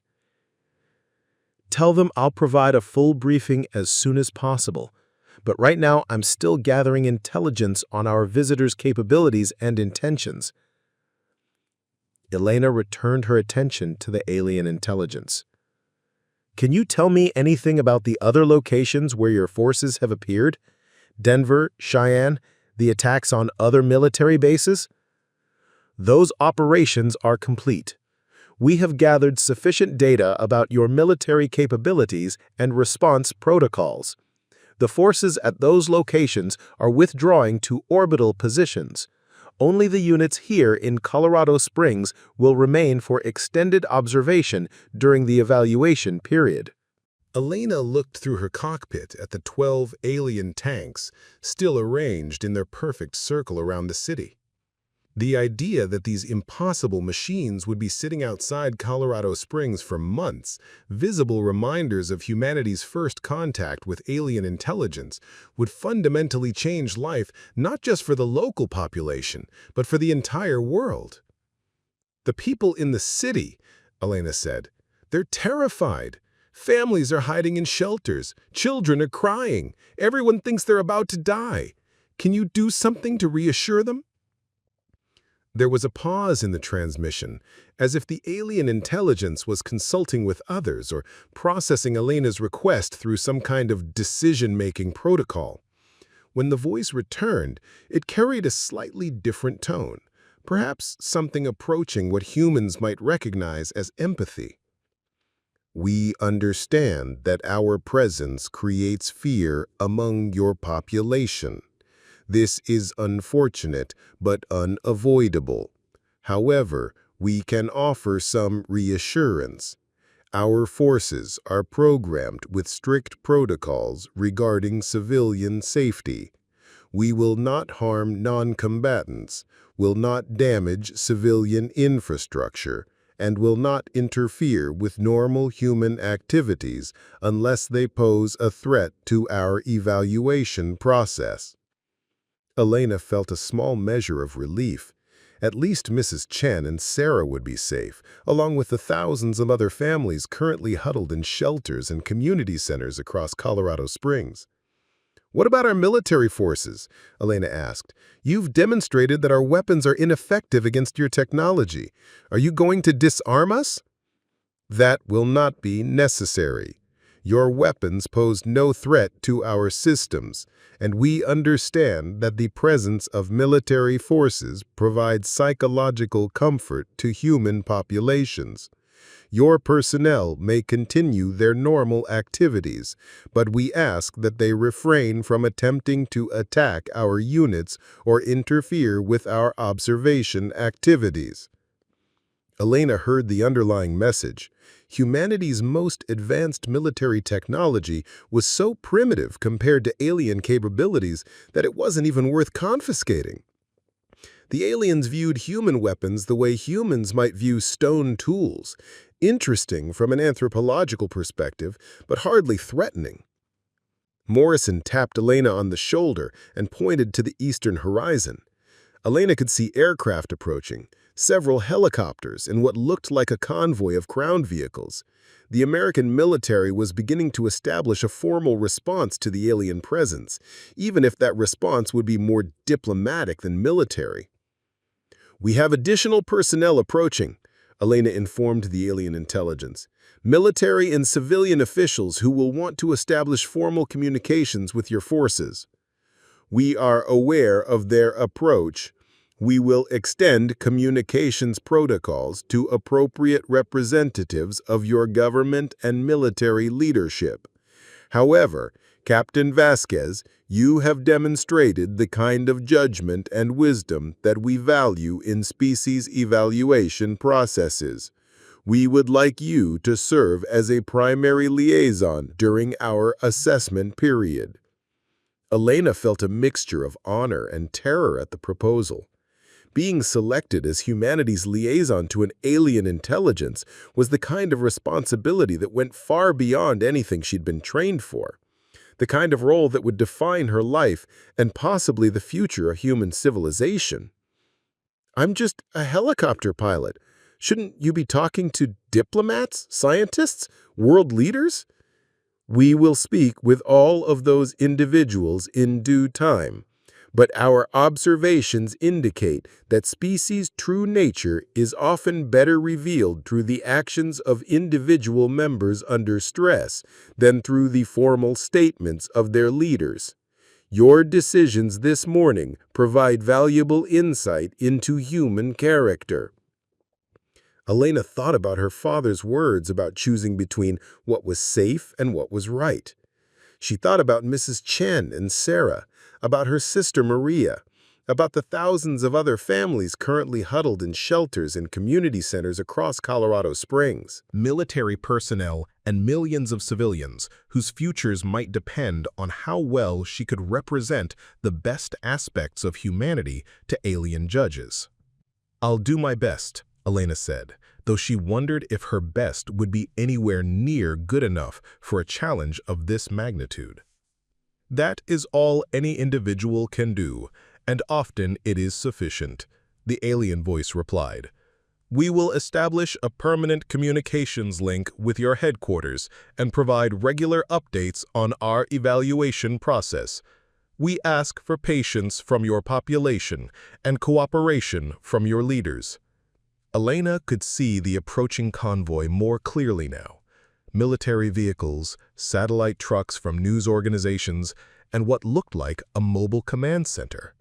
The alien contact was about to become a fully managed government operation, with all the complexity and bureaucracy that entailed. "Before we end this conversation," Elena said, "can you tell me anything about your own civilization? Where you come from, how long you've existed, what your society is like?" Another pause, longer this time. "We are an ancient species by your standards, having achieved interstellar travel over 10,000 of your years ago. We originate from a star system your astronomers have not yet identified, but we have established settlements throughout this region of the galaxy. Our society is built around principles of cooperative exploration, scientific advancement, and peaceful coexistence with other intelligent species." 10,000 years. Elena tried to imagine a civilization that had been exploring space since before the dawn of human agriculture, that had observed the rise and fall of human empires from distant star systems, that possessed technology so advanced it seemed like magic to contemporary human understanding. "Our evaluation of your species is not intended as judgment in the moral sense your cultures might understand. It is simply a practical assessment of whether humanity can be safely integrated into a community of species that have agreed to certain principles of conduct. Some species require more time to mature. Others never develop the wisdom necessary for peaceful coexistence." Elena wondered what happened to the species that never developed that wisdom, but she suspected she didn't want to know the answer. "We will maintain regular communication as our evaluation proceeds. You may return to your base and report to your superiors. We appreciate your wisdom in helping to prevent unnecessary conflict this morning." The transmission ended, leaving Elena and Morrison alone in the cockpit of their damaged Apache, surrounded by the impossible reality of first contact with an extraterrestrial civilization. Elena could hear helicopters approaching, could see vehicles converging on their position, and could imagine the chaos that was about to engulf her quiet military career. "Captain," Morrison said quietly, "what do we tell them?" Elena looked out at the alien tanks, still maintaining their perfect circle around Colorado Springs, silent guardians whose presence would transform human civilization whether humanity passed their evaluation or not. She thought about the impossible challenge ahead, representing the best aspects of a species known for warfare, to judges whose technology made human conflict seem like children playing with toys. "We tell them the truth," Elena said, beginning the process of preparing her damaged helicopter for recovery operations. "We tell them that humanity just discovered it's not alone in the universe, and our future depends on proving we're mature enough to join the neighborhood." 6 months after first contact, Elena stood in the briefing room at Peterson Air Force Base, facing a collection of officials that would have been unimaginable before the morning she stopped folding laundry to engage 12 impossible tanks. The Secretary of Defense sat next to the UN Special Representative for Extraterrestrial Affairs, while scientists from NASA, the European Space Agency, and the Chinese National Space Administration compared notes with military intelligence officers and diplomatic personnel from 47 nations. The world had changed in ways both profound and mundane. Elena's morning routine now included reviewing overnight reports from the Architect observation posts, scattered across 6 continents, monitoring humanity's behavior as the species underwent the most comprehensive evaluation in its history. The aliens had proven to be methodical observers, cataloging everything from international trade negotiations to local community volunteer efforts, building a database of human behavior that would ultimately determine whether humanity was ready to join what they called the Galactic Cooperative. "Captain Vasquez," Secretary of Defense Patricia Williams said, opening the morning's briefing, What's our status with the primary observation post? Elena consulted her tablet, reviewing the latest communications from the architect intelligence she'd come to know simply as Prime. Their conversations had evolved from the formal exchanges of first contact into something approaching a working relationship, though Elena remained constantly aware that she was speaking to a representative of a civilization that could erase humanity from existence with relative ease. Prime reports continued assessment activities, Elena said, her voice carrying the professional calm that had become second nature over the past 6 months. They've completed analysis of our educational systems, our environmental policies, and our approaches to conflict resolution. Overall assessment remains classified as under review, with no indication of timeline for final determination. Elena didn't mention the private conversation she'd had with Prime 3 days ago, when the alien intelligence had expressed what Elena interpreted as concern about certain aspects of human behavior. The ongoing wars in Eastern Europe and Sub-Saharan Africa, the resurgence of nationalist movements in several developed countries, and the continued degradation of Earth's climate had all been noted in the Architect Evaluation Database.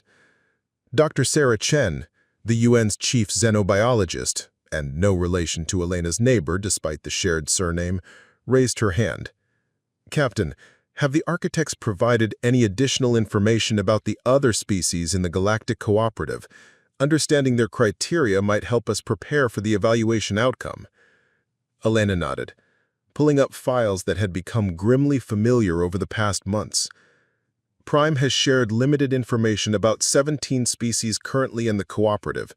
All achieved interstellar travel capabilities, all demonstrated what the architects term sustainable cooperative behavior for at least 50 years before being invited to join. The concerning data point is that the architects have observed 43 species reach our current level of development. Only 17 passed their evaluation.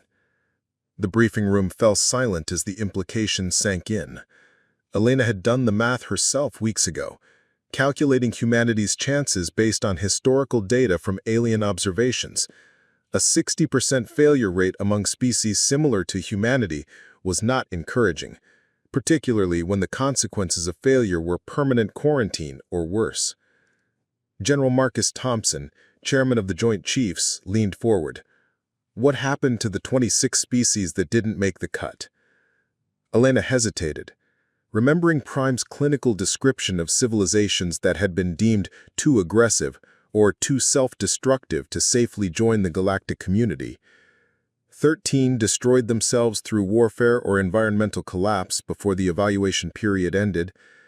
8 were quarantined to their home systems with architect monitoring preventing any interstellar expansion. 5 were actively terminated as threats to galactic stability. Elena still had nightmares about that last category. Prime had described it as a reluctant but necessary measure when species developed advanced technology while maintaining what the architects termed persistently destructive behavioral patterns. The clinical language couldn't hide the reality that 5 entire civilizations had been exterminated because they failed to demonstrate sufficient wisdom to be trusted with interstellar capabilities. Secretary Williams turned to address the room. "Ladies and gentlemen, we need to be realistic about where humanity stands.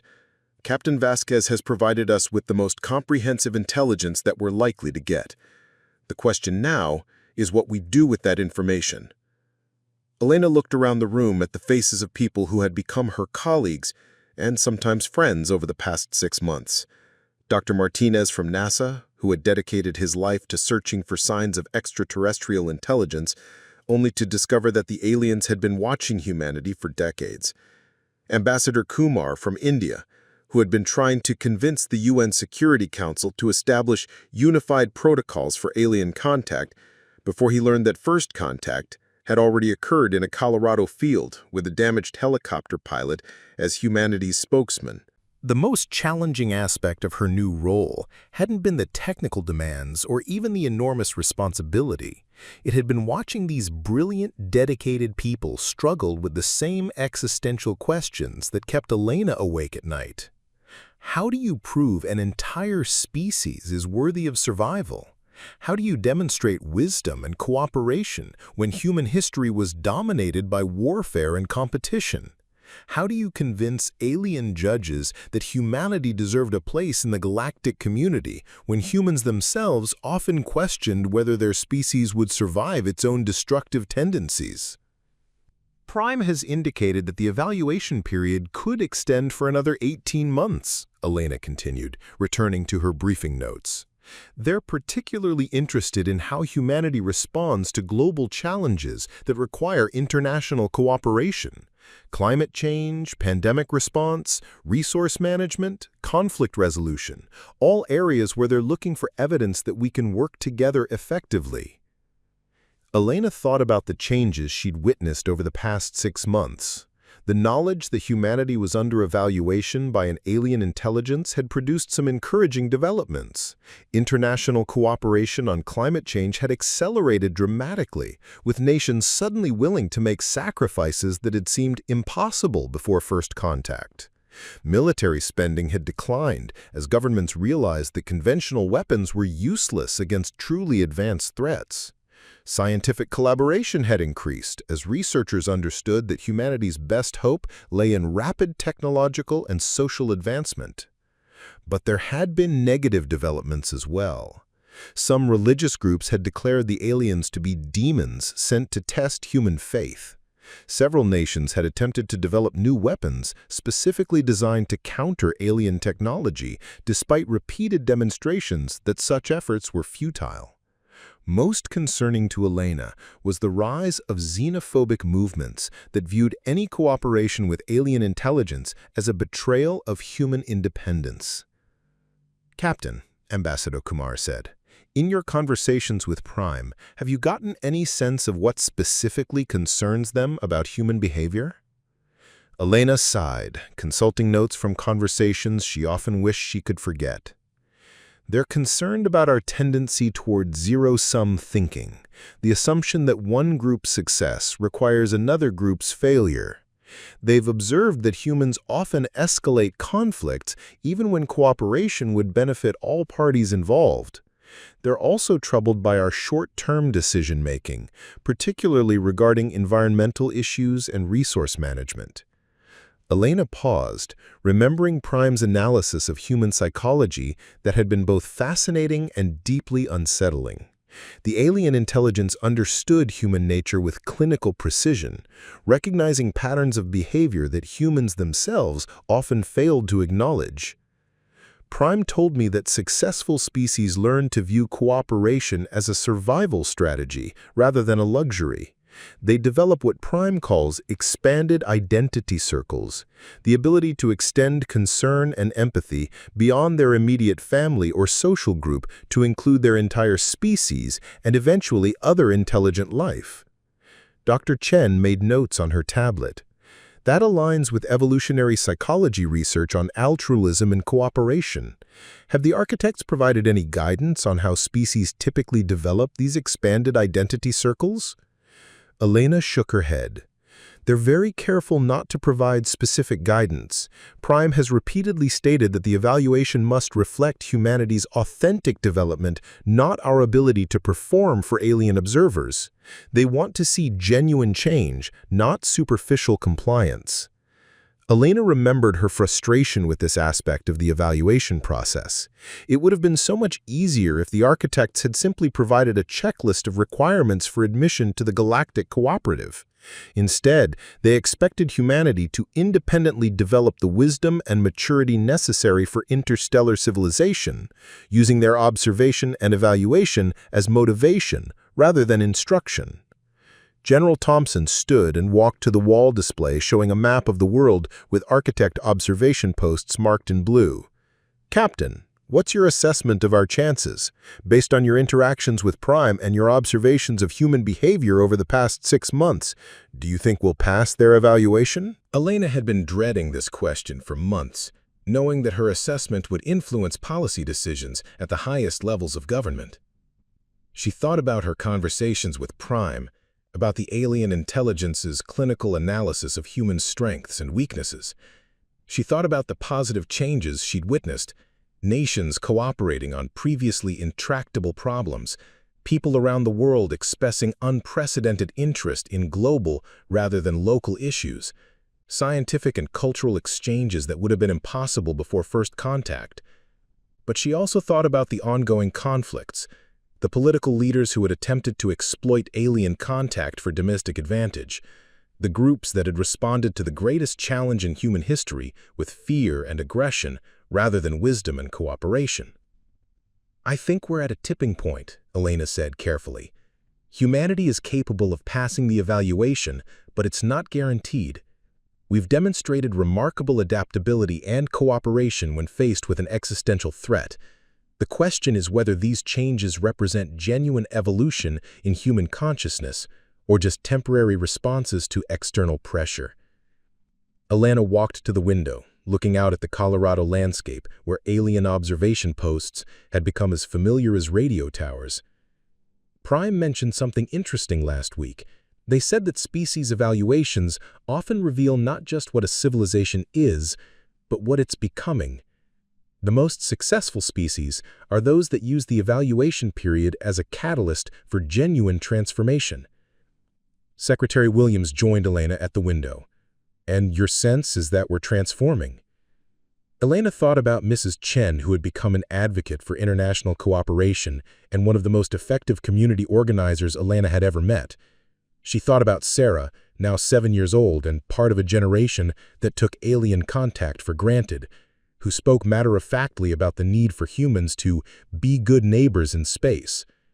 She thought about her sister Maria, whose academic expertise in international relations had suddenly become critically relevant as she worked with UN teams developing protocols for interspecies diplomacy. "In some ways, yes," Elena replied. "I've seen changes in human behavior that would have taken generations to develop under normal circumstances. Children are growing up with a fundamentally different understanding of humanity's place in the universe. Scientists are collaborating across national boundaries in unprecedented ways. Even our politicians are starting to think beyond election cycles when they make policy decisions." Elena paused, watching one of the alien observation posts in the distance, its crystalline structure refracting sunlight in patterns that still made her eyes water if she looked too long. "But we're also seeing resistance to change, people who view alien contact as a threat to human independence rather than an opportunity for growth. The evaluation isn't just about our capabilities, it's about whether we can overcome our own worst instincts." Dr. Martinez stood and addressed the room. "Captain, we've been working on something that might help demonstrate human potential. NASA, ESA, and the Chinese Space Agency have collaborated on a proposal for a joint mission to establish humanity's first permanent settlement beyond Earth, Mars specifically. We think demonstrating our commitment to becoming a spacefaring civilization might influence the architect's assessment." Elena turned from the window, considering the implications. A joint Mars mission would indeed demonstrate international cooperation and humanity's commitment to expansion beyond Earth. But she wondered whether Prime would view it as genuine progress or merely an attempt to influence the evaluation outcome. "Have you discussed this with Prime?" asked Elena. "We wanted your input first. You know their thinking better than anyone." Elena considered the proposal, weighing its potential benefits against the risks of appearing to manipulate the evaluation process. Prime has mentioned that successful species demonstrate both the capability and the wisdom for interstellar expansion. A joint Mars mission could showcase human technological capabilities and international cooperation, but it would need to be genuine collaboration, not just a performance for alien observers. Ambassador Kumar nodded thoughtfully. "That aligns with our political assessment as well. The nations involved would need to commit resources and personnel based on genuine shared goals, not just evaluation optics." Elena felt a familiar weight of responsibility settling on her shoulders. Every recommendation she made, every interpretation of alien intentions she provided could influence decisions that affected the future of human civilization. It was a responsibility that went beyond anything she'd been trained for as a helicopter pilot.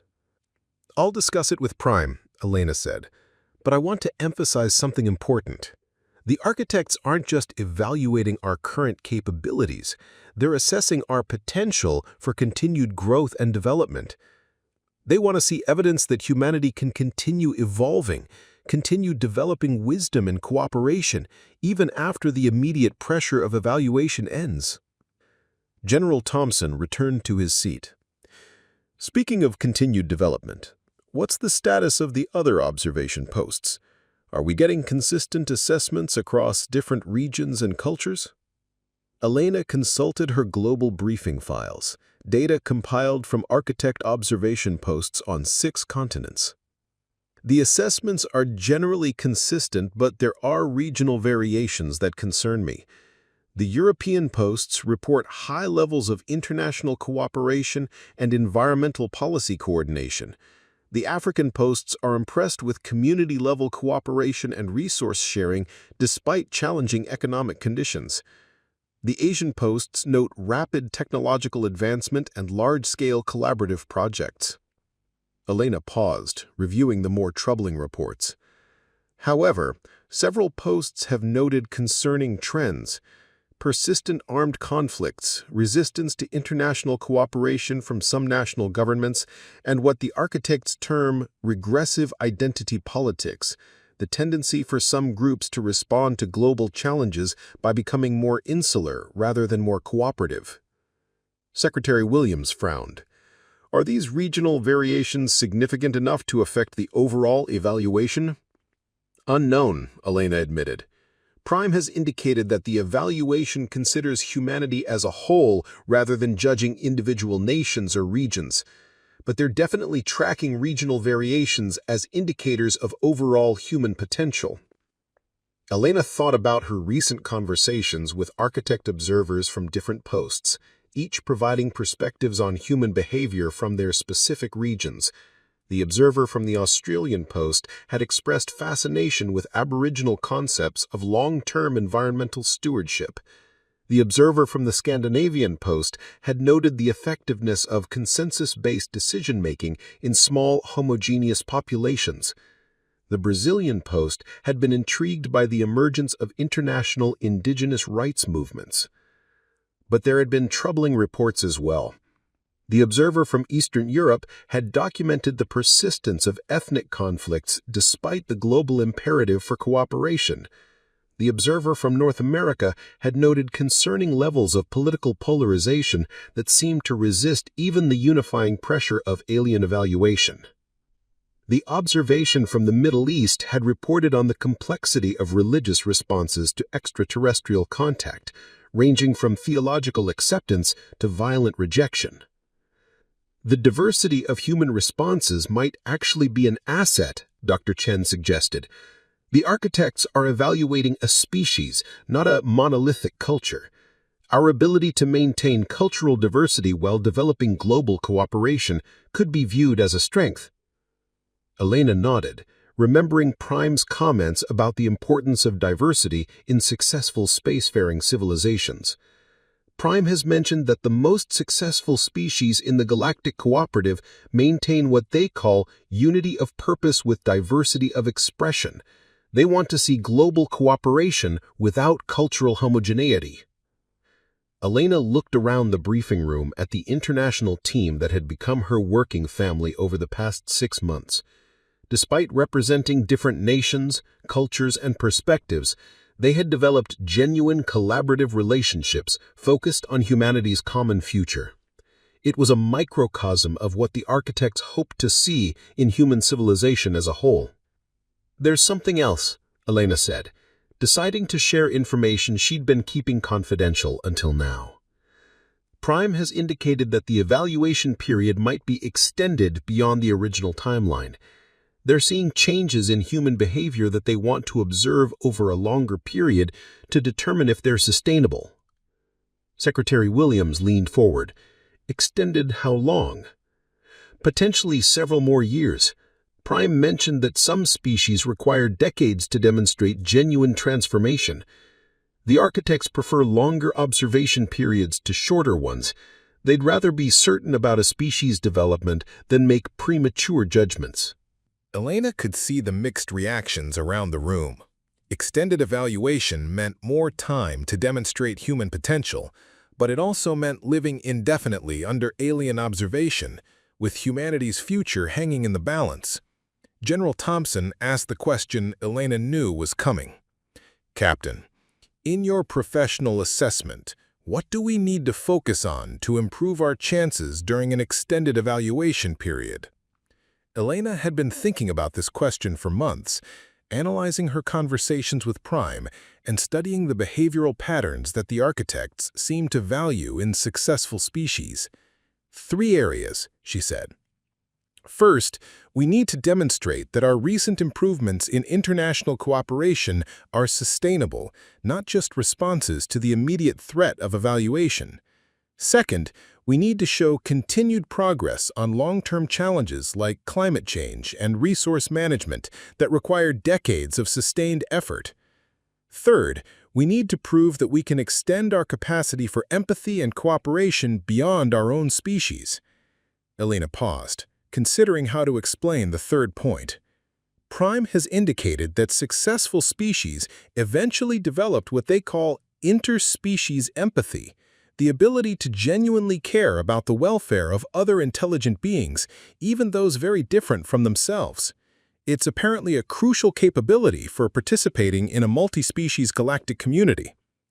Dr. Chen looked up from her notes. "That's a fascinating psychological concept. How do we demonstrate interspecies empathy when the only other intelligent species we've encountered are the architects themselves?" "That's exactly the challenge," Elena replied. "We need to show that our capacity for cooperation and empathy isn't limited to other humans. Our interactions with the architects, our willingness to learn from them rather than just resist them or compete with them, becomes a crucial part of the evaluation."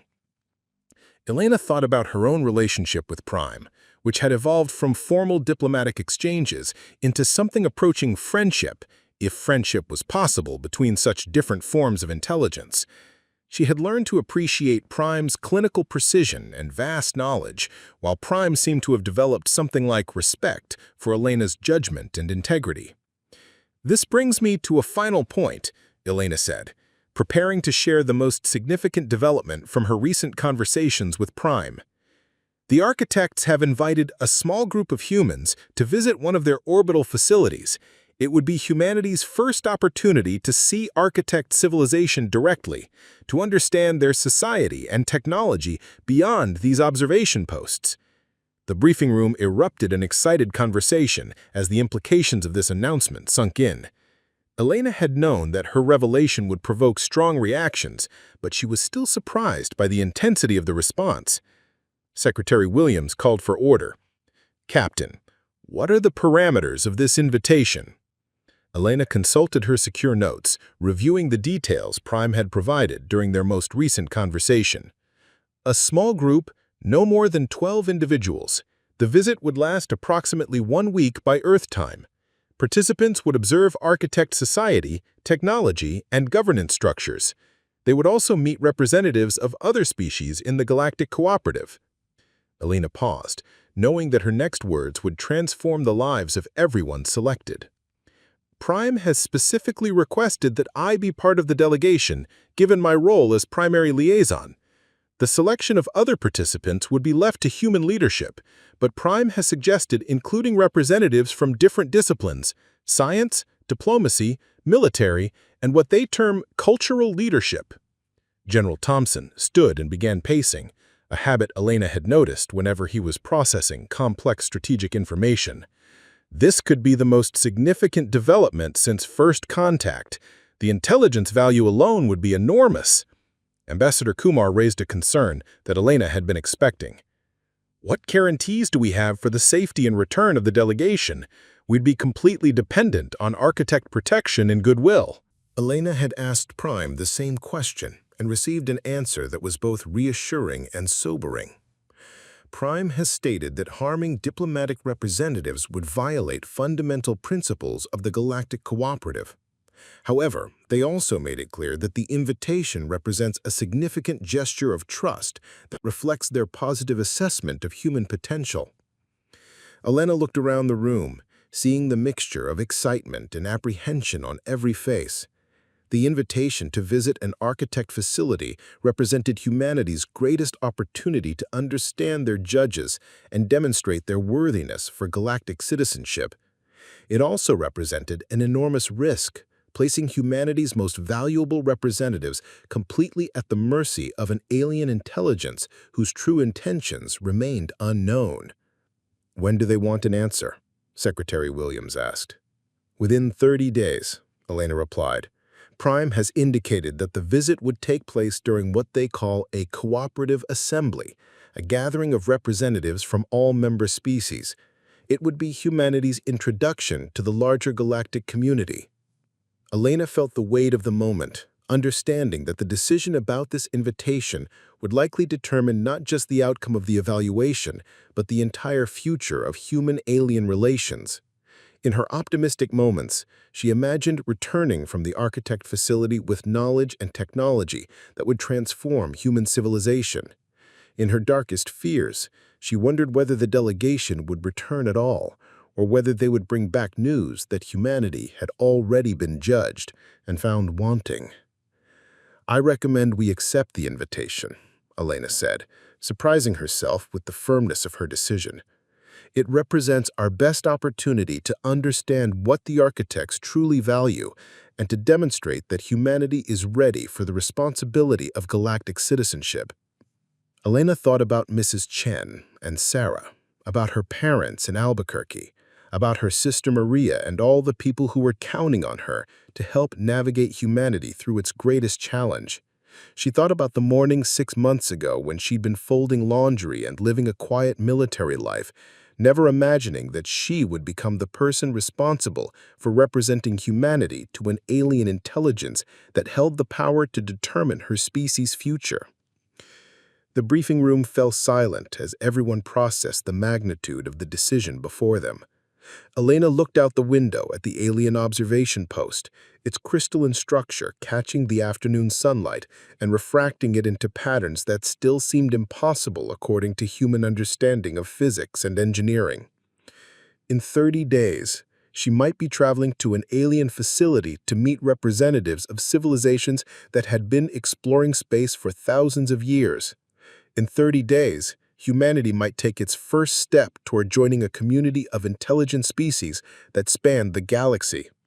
Or in 30 days, they might learn that their species had been judged unworthy of survival in a universe far more dangerous and demanding than they had ever imagined. "I'll need volunteers for the delegation," Elena said, though she suspected that everyone in the room would volunteer despite the risks. "And I'll need the best scientific and diplomatic minds we have to help me prepare for conversations that will determine the future of human civilization." Elena looked around the room one more time, seeing the faces of people who had become her colleagues and friends during humanity's most challenging period. Whatever happened in the coming months, whether humanity passed or failed the architect evaluation, Elena knew that these people had given their best effort to represent the highest aspirations of their species. The meeting ended with the understanding that everything had changed again, that the stakes had been raised to levels that challenged human comprehension. As the participants filed out to begin the complex process of selecting humanity's first interstellar diplomatic delegation, Elena remained at the window, looking out at the alien observation post and wondering whether she was preparing for humanity's greatest triumph or its final farewell. 5 years later, Elena stood on the observation deck of the Harmony Station, humanity's first permanent orbital facility built with architect technology, watching Earth rotate slowly below. The planet looked different now, cleaner, more organized, with the geometric patterns of renewable energy installations visible from space and the soft glow of fusion reactors replacing the harsh lights of fossil fuel infrastructure. It was a world transformed by the knowledge that it was no longer alone in the universe. Sarah Chen Morrison, now 12 years old and one of Elena's most frequent correspondents, had sent her latest school project just that morning, a comparative analysis of governance structures among the 17 species in the Galactic Cooperative. Elena smiled, remembering the 5-year-old who had clutched a toy helicopter and cried when the impossible tanks first appeared outside Colorado Springs. Now Sarah was learning xenolinguistics and studying interstellar law, part of a generation that took galactic citizenship as naturally as Elena's generation had taken international travel. "Captain Vasquez," came a familiar artificial voice through the station's communication system. "The morning briefing is ready to begin." Elena still felt a small thrill when Prime addressed her. Their relationship had evolved over 5 years from formal diplomatic contact to genuine friendship, as much as friendship was possible between a human and a distributed intelligence that existed simultaneously across multiple star systems. Prime had become not just humanity's primary architect contact, but also Elena's mentor in the complex protocols of galactic civilization. Elena made her way to the briefing room, her movements still clumsy in the station's artificial gravity, despite years of practice. The architect technology that made the station possible operated on principles that human science was only beginning to understand, involving manipulation of space-time at the quantum level and energy generation methods that seemed to violate thermodynamics until you accounted for dimensional interfaces that Elena's physics training couldn't quite grasp. The briefing room was already occupied by the diverse group that had become Elena's working family over the past 5 years. Dr. Martinez, now director of the Human Architect Technological Exchange Program, was reviewing data from the latest collaborative research projects. Ambassador Kumar had become humanity's first official representative to the Galactic Cooperative Council, spending half his time at various interstellar diplomatic facilities. Dr. Chen had evolved into humanity's leading expert on comparative psychology across intelligent species. "Good morning, everyone," Elena said, taking her seat at the head of the table. Her title had changed multiple times over the years: Special Liaison, Director of Interspecies Relations, and finally Administrator of Human Galactic Integration. But to most humans, she remained simply the pilot who talked to the aliens, a role that had defined her life in ways she could never have imagined. "Captain Vasquez, could you provide our weekly assessment summary?" Prime's voice filled the room, its artificial tones now as familiar to Elena as her own heartbeat. "Human integration into the Galactic Cooperative continues to exceed all projected benchmarks. Your species has demonstrated remarkable adaptability in adopting interstellar technologies while maintaining cultural diversity and individual identity. The rate of human technological advancement has accelerated by approximately 347% compared to pre-contact projections." Elena nodded, reviewing the statistics that had become routine parts of her weekly briefings. Human life expectancy had increased by 15 years thanks to architect medical technology. Global food production had increased by 400% using sustainable methods developed through interstellar agricultural exchanges. Energy scarcity had become a historical curiosity with the implementation of quantum fusion reactors. But the most remarkable changes had been social rather than technological. The knowledge that humanity was part of a vast community of intelligent species had fundamentally altered human consciousness, creating what sociologists termed universal identity expansion. Nationalism hadn't disappeared, but it had been subsumed into a larger sense of human species identity, which in turn was expanding to include empathy for other forms of intelligent life. "What's the status of the new species evaluation?" Elena asked, referring to humanity's first opportunity to observe the architect's assessment of another civilization reaching the critical juncture point. "The Kepler 442 system inhabitants have entered the final phase of evaluation. Their technological development parallels humanity's circa 2025. But their social structures are significantly different. They operate through collective consciousness networks rather than individual decision-making processes. The evaluation committee is particularly interested in human perspectives on their cooperative potential." Elena felt a familiar mixture of excitement and responsibility. Humanity's inclusion in species evaluation processes represented both recognition of their successful integration and a test of their continued development.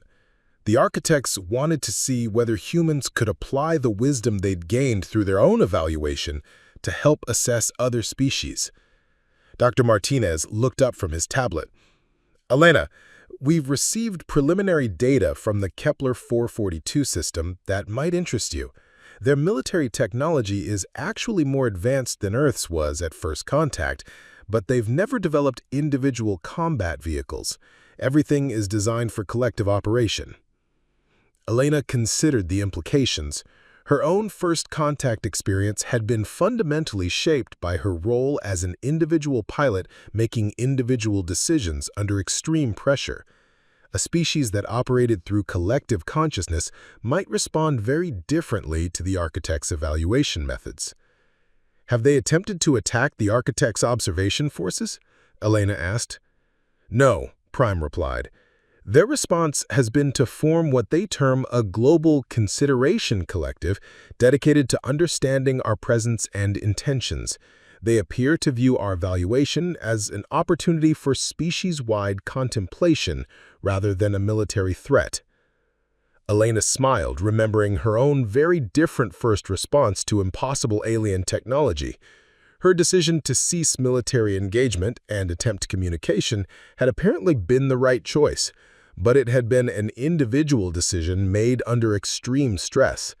The Kepler-442 inhabitants were approaching the same challenge through collective wisdom and patient consideration. "What's our role in their evaluation?" Elena asked. "The Galactic Cooperative has requested human participation in the assessment process," Prime replied. "Your species' recent integration provides valuable perspective on the challenges and opportunities of first contact. Additionally, your individual-based decision-making processes offer a useful contrast to the collective consciousness approach." Elena felt the familiar weight of responsibility settling on her shoulders. 5 years after her own species' first contact, she was being asked to help evaluate another civilization's readiness for galactic citizenship. It was a role that required wisdom she wasn't sure she possessed, judgment about the nature of intelligence and consciousness that went far beyond her training as a helicopter pilot. Ambassador Kumar looked up from his diplomatic notes. "Elena, there's something else.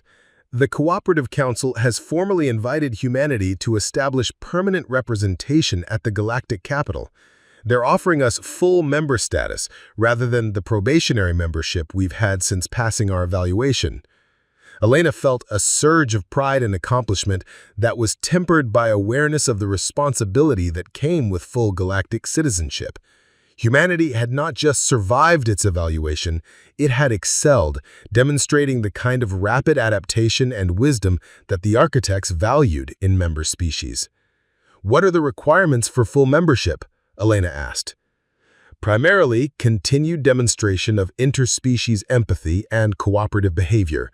Full members are expected to contribute to galactic governance, participate in the evaluation of new species, and assist with the complex challenges of maintaining civilization across multiple star systems." Elena thought about the changes in her own life over the past 5 years. She had traveled to 17 different star systems, met representatives of 12 intelligent species, and learned to think about challenges on galactic scales that dwarfed even the largest human endeavors. She had watched humanity transform from a single-planet species focused on local conflicts to active participants in a community of civilizations that spanned thousands of light years. But she had also maintained connections to the smaller, more personal aspects of human experience that kept her grounded in her species' essential nature. She still corresponded regularly with Mrs. Chen, who had become a respected community leader advocating for interstellar cooperation. She exchanged academic papers with her sister Maria, whose expertise in international relations had evolved into groundbreaking work on interspecies diplomacy. She visited her parents in Albuquerque whenever her schedule allowed, bringing stories and gifts from civilizations they could barely imagine. The alien environment, creating cities that looked like they had grown naturally from the landscape rather than being imposed upon it. The Kepler-442 inhabitants, who called themselves the Unity, had passed their evaluation 8 years ago and were now full members of the Galactic Cooperative. Their collective consciousness approach to civilization had proven remarkably effective at large-scale problem-solving, and they had become specialists in coordinating multi-species research projects. Elena had worked closely with Unity representatives on several initiatives, learning to appreciate their patient, consensus-based approach to challenges that human individuals might approach more aggressively. Administrator Vasquez came a familiar voice behind her. Elena turned to see Dr. Sarah Chen, the former neighbor's daughter who had become one of humanity's leading xenopsychologists.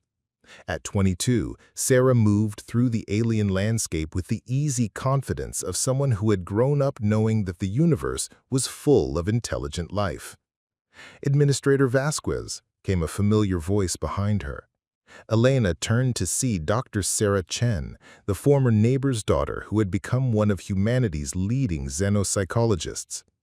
At 22, Sarah moved through the alien landscape with the easy confidence of someone who had grown up knowing that the universe was full of intelligent life. Sarah, Elena smiled, feeling the mixture of pride and nostalgia that always accompanied encounters with the children who had grown up during humanity's transformation. How are the integration studies progressing? Sarah pulled up a holographic display showing data from dozens of human settlements across the galaxy. Better than projected, the third-generation settlers are showing remarkable adaptability to alien environments. They're developing new forms of art, music, and literature that incorporate influences from multiple species. We're witnessing the emergence of truly galactic human culture. Elena studied the data, marveling at the creativity and resilience of her species. Humans had not just adapted to life among alien civilizations, they had thrived, contributing unique perspectives and capabilities that enriched the entire galactic community. Human flexibility, individual creativity, and capacity for rapid adaptation had proven to be valuable traits that complemented the more methodical approaches of older species. There's something else, Sarah continued, her expression becoming more serious. We've received word that a new species in the Proxima Centauri system has reached the evaluation threshold. They're showing technology similar to Earth's circa 2030, but their social development is concerning. Elena felt a familiar chill. Not every species that reached technological maturity demonstrated the wisdom necessary for galactic citizenship. She had participated in 3 evaluations over the past decade, and not all of them ended positively. The memory of observing the quarantine protocols for the Tau Ceti civilization still haunted her dreams. An entire species confined to their home system because they couldn't overcome their aggressive tendencies, even when faced with the consequences of failure. What kind of concerns? Elena asked. They're highly intelligent, technologically sophisticated, but they've never developed cooperative behavior beyond small family groups.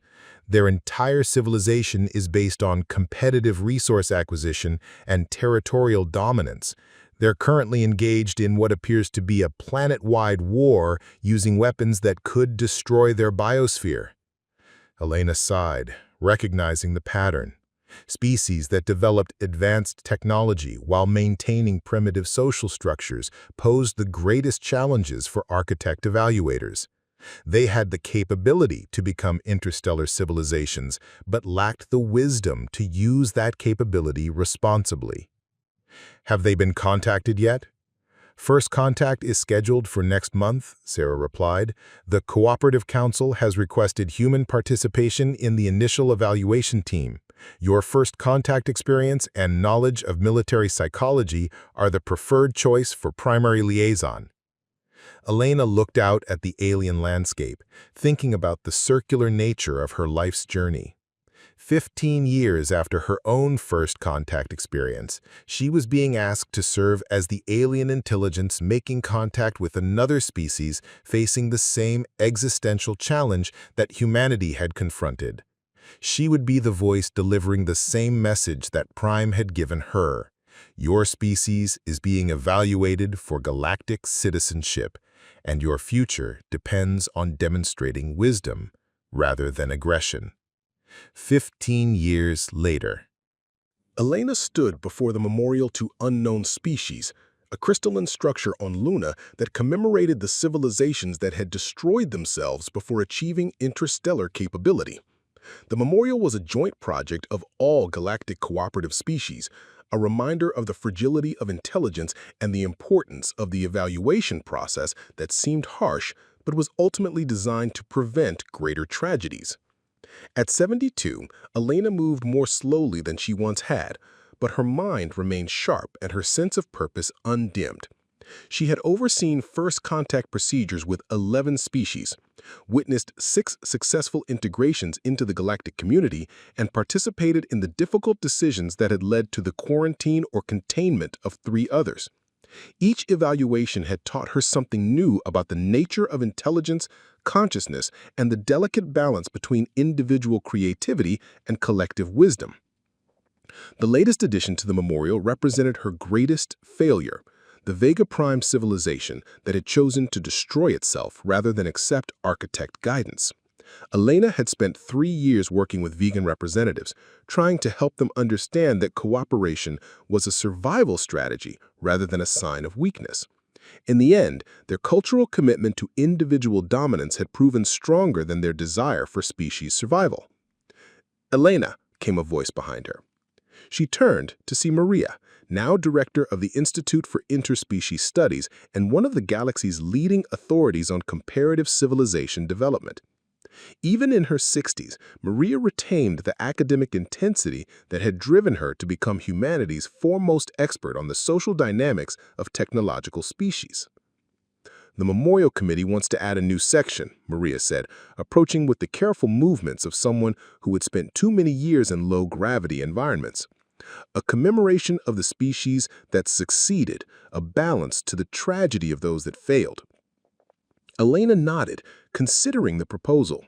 The memorial had always focused on loss, on the civilizations that couldn't overcome their own destructive tendencies. A section celebrating successful species integration might provide hope for future evaluations, demonstrate that the challenges were difficult but not insurmountable. "What would you include?" Elena asked. "Humanity's integration, obviously, the Unity's rapid adaptation to galactic society, the Kepler 438 aquatic civilization that completely restructured their social systems based on architect guidance, the younger species that have shown remarkable wisdom despite relatively recent technological development." Elena thought about the species Maria mentioned, each representing different approaches to the fundamental challenge of balancing individual identity with collective responsibility. Humanity had succeeded through individual creativity channeled into cooperative efforts. The Unity had achieved integration through collective consciousness that maintained individual dignity. The aquatic civilizations had reorganized their entire social structure around sustainable resource management and interspecies cooperation. "There's a new evaluation beginning," Elena said, sharing information she had received from the Galactic Cooperative Council that morning. "A species in the Wolf 359 system. They've developed interstellar travel capability but haven't yet encountered other intelligent life. The Council is considering whether to initiate contact or wait for them to discover the galactic community independently." Elena had been asked to participate in this evaluation as well, though at her age she was more likely to serve as an advisor than a primary contact specialist. The Wolf 359 species represented a new type of evaluation challenge, a civilization that had achieved interstellar capability without external pressure, developing space travel as a natural extension of their curiosity rather than a response to overpopulation or resource depletion. "What's your assessment?" Maria asked. Elena considered what she had learned from decades of interspecies contact. "They're explorers by nature, which is encouraging. They've maintained planetary environmental balance while developing advanced technology. Their social structures show high levels of cooperation and relatively low levels of intraspecies conflict, but they've never been tested by contact with superior technology or intelligence." Elena paused, remembering her own species' first contact experience and the dramatic changes it had precipitated in human civilization. The question is whether they can maintain their positive characteristics when faced with the knowledge that they're not alone in the universe, that they're actually one of the younger and less advanced civilizations in their region of space. Maria nodded, understanding the complex psychology of first contact from years of studying its effects on multiple species. Some civilizations become more cooperative when they realize they're part of a larger community.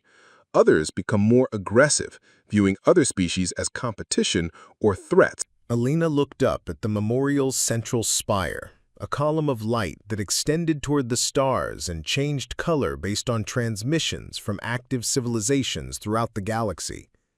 At the moment, it was displaying a complex pattern of blue and gold that represented communications between human settlements and Unity collective nodes, routine coordination of joint research projects that would have been impossible before either species achieved galactic citizenship. "I think I want to participate in one more first contact," Elena said, surprising herself with the decision. "The Wolf 359 species might be my last opportunity to help guide another civilization through the evaluation process."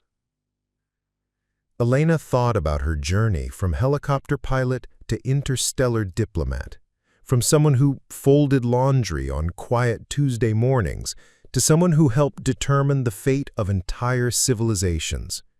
It had been paths she never could have imagined, driven by circumstances beyond her control and choices that had seemed impossible at the time. But she had learned something important from her years of interspecies contact.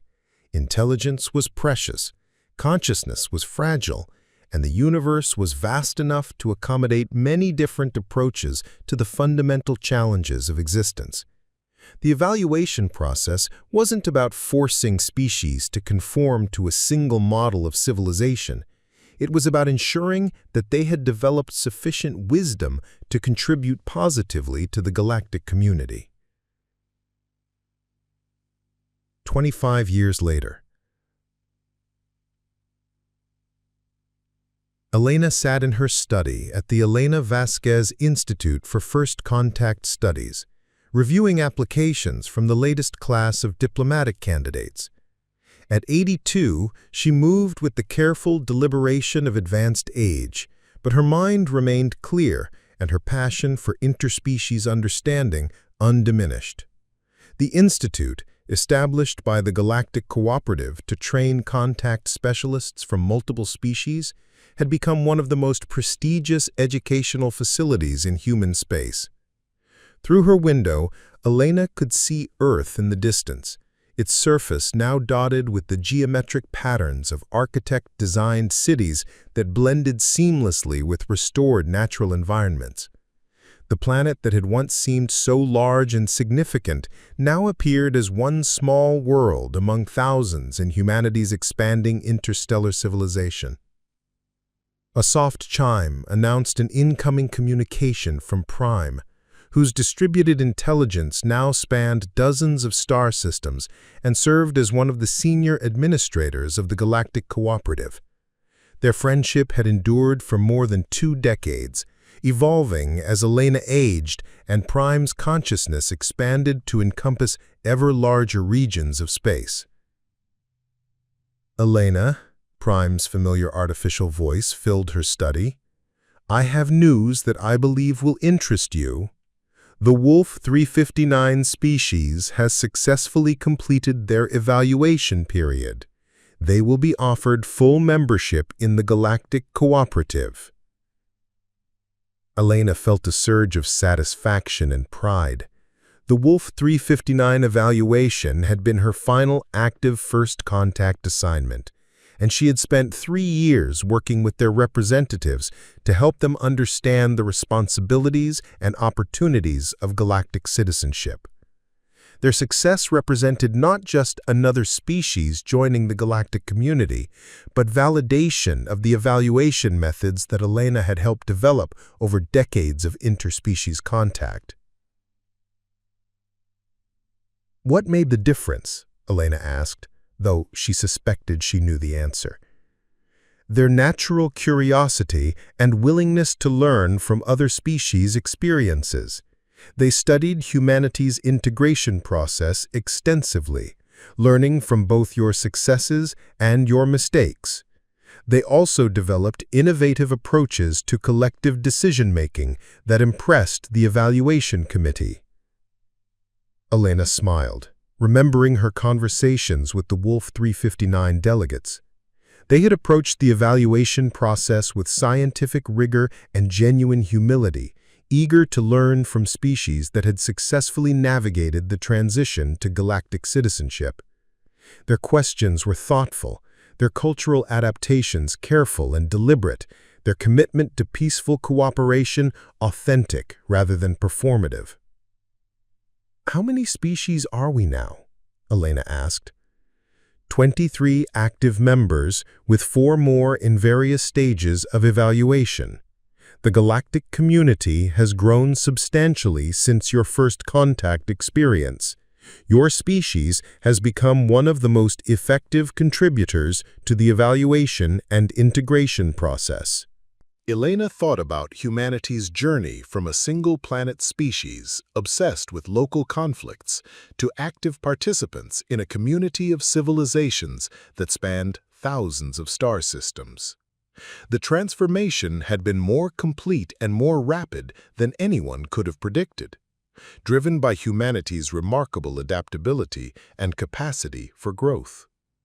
"Prime," Elena said, "there's something I've been meaning to ask you. In all our years of friendship, you've never explained why the architects chose to reveal themselves when they did. Why not earlier? Why not later?" There was a pause that Elena had learned to recognize as Prime consulting with other aspects of the distributed architect intelligence. When Prime spoke again, there was something in the artificial voice that Elena had rarely heard before, something approaching nostalgia. Your species had reached a critical point where you could either mature or destroy yourselves within a relatively short time period, Prime explained. But there was another factor. We had been observing Earth for several generations, studying human behavior and psychology. We were particularly interested in individuals who demonstrated the capacity for wisdom under extreme pressure. Elena felt a chill of understanding. "You were watching me specifically?" "We were monitoring several thousand humans whose psychological profiles suggested they might be suitable as first contact representatives. Your military training, your decision-making patterns under stress, and your capacity for empathy with beings different from yourself made you a promising candidate." Elena absorbed this revelation, understanding finally that her first contact experience hadn't been entirely accidental. The architects had been prepared